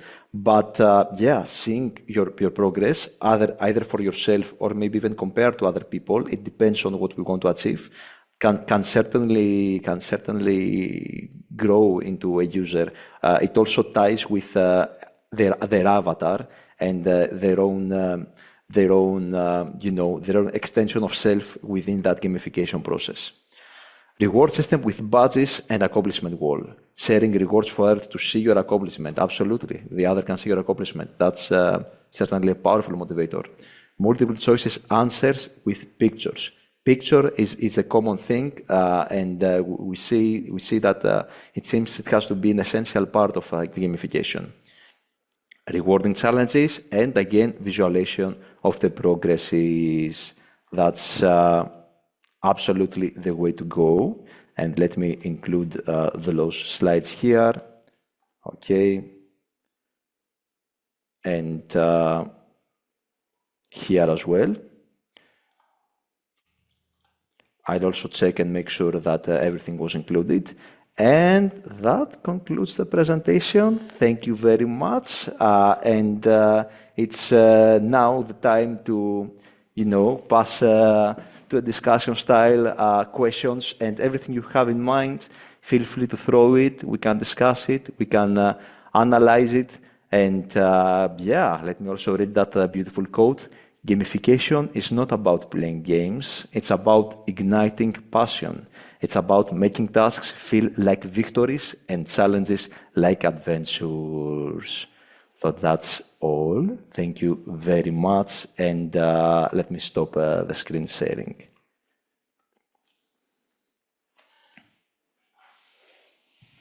So let's see.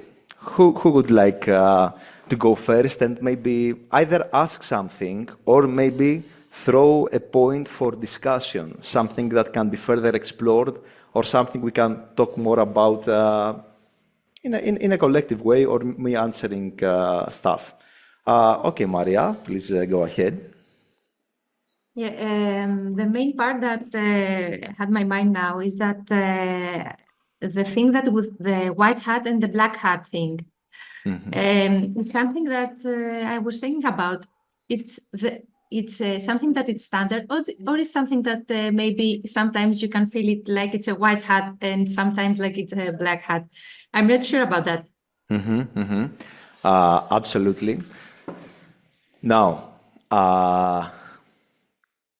the white hat and the black hat are the way you approach motivation and the gamification through those techniques. Let me share actually my screen one more time, and let me go back to that slide where we mentioned white hat and black hat. Let's see. Okay.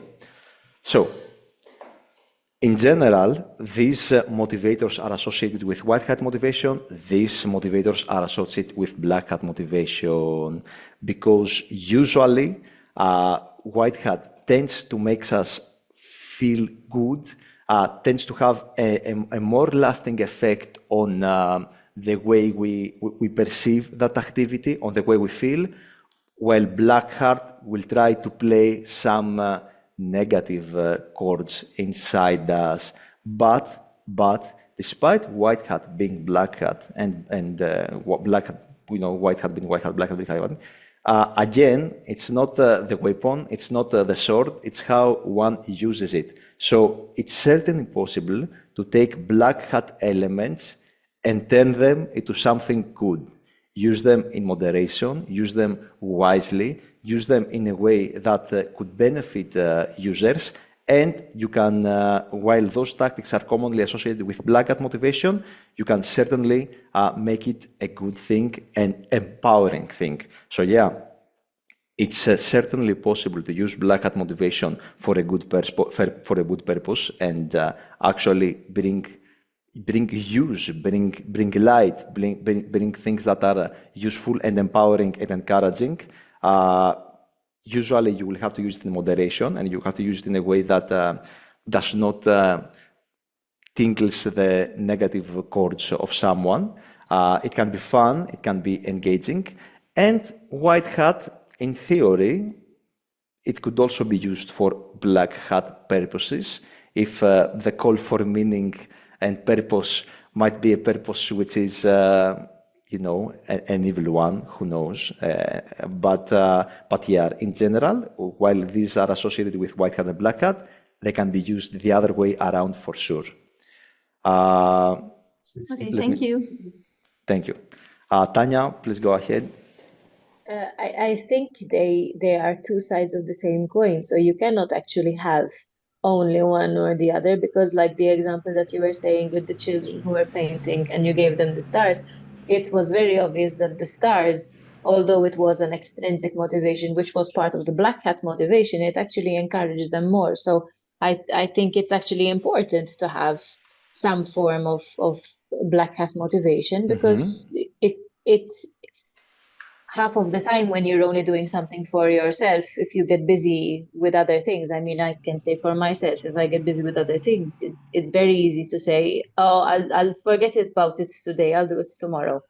And then you don't do it. But if you have something external, like if you said you had the app that grows the tree if you drink enough water, if you have something like that, it's something that helps you more, because otherwise you would forget. So it's important, in my opinion. You are absolutely right, and I totally agree. One clarification would be that the extrinsic motivation of acquiring things and getting stuff, it's not necessarily associated with black hat motivation. Black hat motivation has more to do with three things: the scarcity aspect, the unpredictability aspect, and the aspect of loss, which those are more commonly associated with black hat motivation.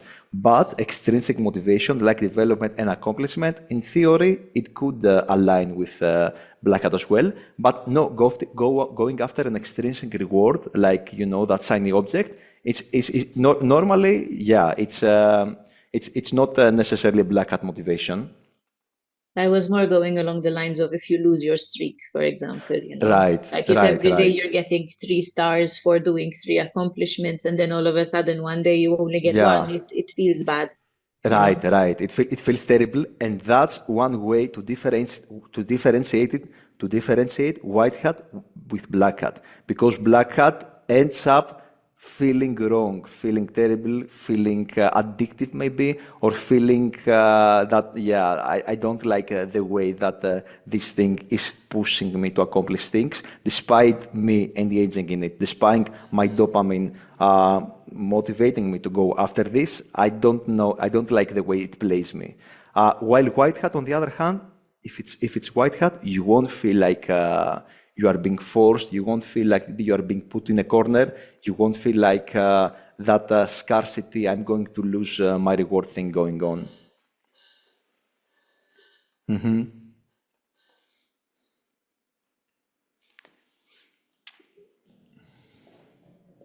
Okay, what else do we have in mind? And besides questions, maybe something that still lingers in our mind, something that maybe we, I don't know, made an impression, maybe some statistic or something else. Ideally from someone who hasn't shared so far, I'd like to hear something.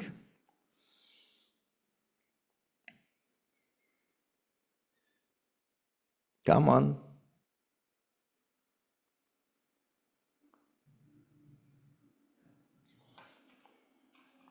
Yes, Susanna, please. So I was actually just thinking more about Prime, about what we can do. I'm trying to think about what kind of software or gamification that we can use for what we are thinking for the learning process, especially. I think we can use a lot of things, or we can propose a lot of tools to the public that will reach the material of Prime, so they can also use other tools, digital tools, in gamified approach in their projects. But for the specific tool that we need to create for the learning process, I was trying to think, as we saw also in the answers, everything visual, these graphics, to see the accomplishment or the development. I think it's important for the participants with intellectual disabilities to see actually that they are reaching something, they are accomplish their goals, let's say.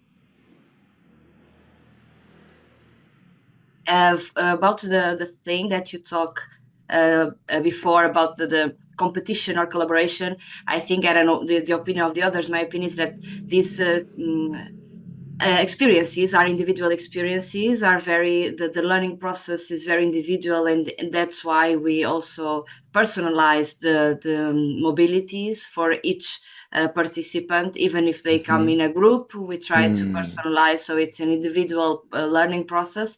But also, because something that you said, and also Tanya, it could be also kind of if it's comparing with the others, like kind of competition, or at least comparing, even if it's not a competition, if it's comparing, if I see that, I don't know at what point they will be motivated to make more than the others, or they will be demotivated because they will realize maybe some kind of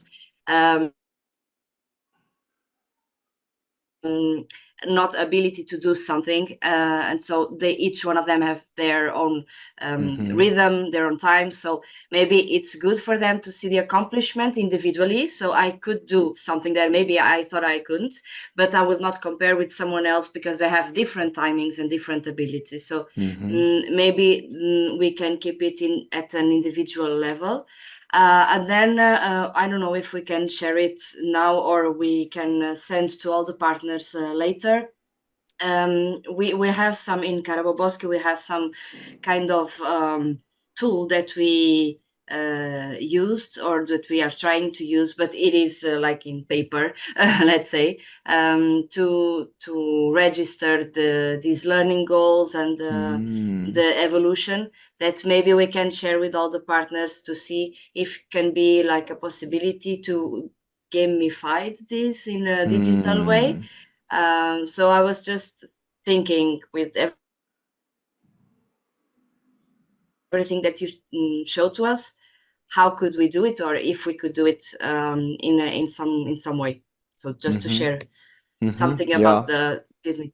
Absolutely, and this is a very important point, to actually realize that okay, maybe gamification aspect works for a certain group of people or a certain category, but might not work for another group, or even be detrimental. It's very important to realize such things either through our current experience and knowledge or from further feedback and information we get. And try to use the best elements of gamification for what we are trying to achieve. Certainly, competition can have a detrimental effect depending on the person or the individual. It might end up making you feel bad. It's important for the process to have as less friction as possible, to flow. So if you're seeing a very large objective, something maybe that you consider, oh man, I can't overcome that thing, and I don't like that, and I just won't engage anymore. Since what's the point? I can never attain that goal, or I don't feel like doing it. Yeah, that's a problem. So personalizing the experience is very important. Personalizing the experience as much as possible, and gamification can be universal, but it can also be individualized, depending on who the recipient is. Individualizing the process can be even more powerful. And lots of apps actually do that by, in the beginning, you get a series of questions. You answer those questions and maybe have even more questions in the future that help you individualize the experience of the gamification app. Actually, some very popular apps that are related to health, to fitness, to other health-related stuff, usually the beginning on this onboarding process, they have lots of questions that sometimes like maybe even 10, 20 questions that after you answer them, the app personalizes its experience according to your needs. Also, Tanya, sorry, I think you want to ask a question maybe earlier. No, I was actually just going to answer Susanna, because I can understand that competition can be highly demotivating, and I definitely would not want that. It's a double-edged sword, but maybe we can think outside the box, and instead of having them share their badges within the community, they share their badges like with their family and with their accompanying persons, because that will definitely be more motivating, because you're still having the social aspect, but you're removing the competition aspect and keeping it individualized. Yeah, that's an idea I like, to take some sort of existing mechanism and evolve it in a way that helps the process. So yeah, maybe you can take something that normally is associated with a certain behavior or with a certain approach, and try to make it work in a different way. That's very important. Trying, depending on what you wish to achieve, being able to see some new possibilities that might be possible, but we still haven't had the idea, we still haven't had the inspiration to use them. So yeah, this is something we should be on the lookout when trying to gamify something. Try to make some question. Okay, there is this, there is that. We'll approach it like this. This thing we cannot use it, but if we were to use it, how could it be used? Asking questions that put us in a spot to think answers, trying to come up with new stuff. Very important, regardless. Use the scamper acronym. Yeah, for sure. And regardless of whether we use it or not, it can be very beneficial to come up with a number of ideas, throw them on the table, evaluate them, brainstorm, and apply them. See what we get out of this.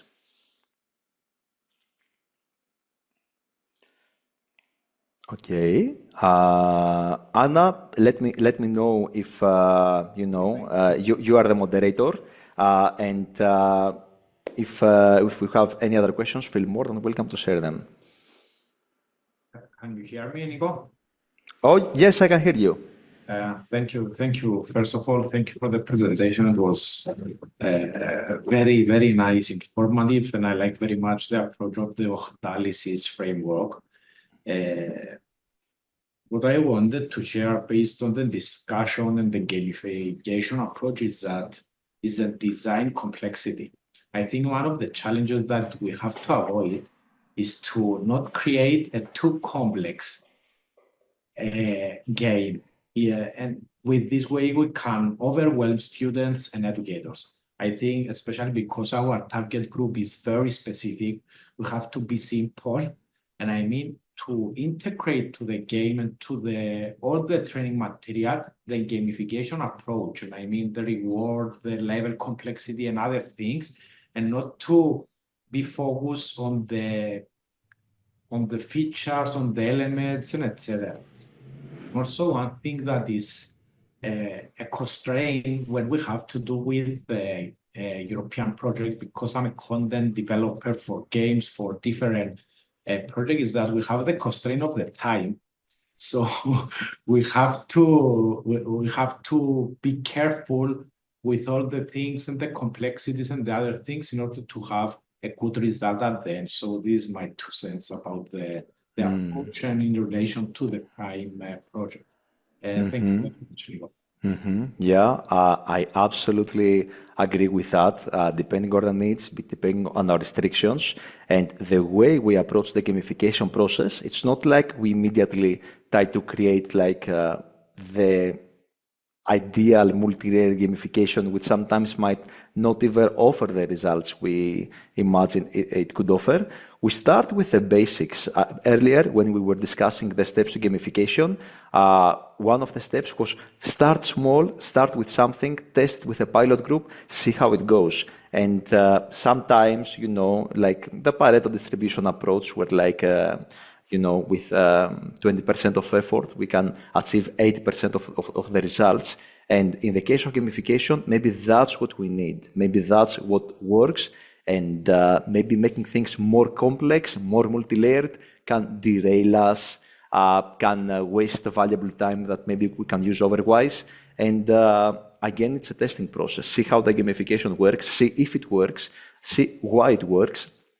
And if it's necessary to expand and make it more complex, okay, that's good. But starting simple and starting in a way that it's tangible, we can actually see the results, super important, not to get lost, not to get tangled. Yeah, that's for sure.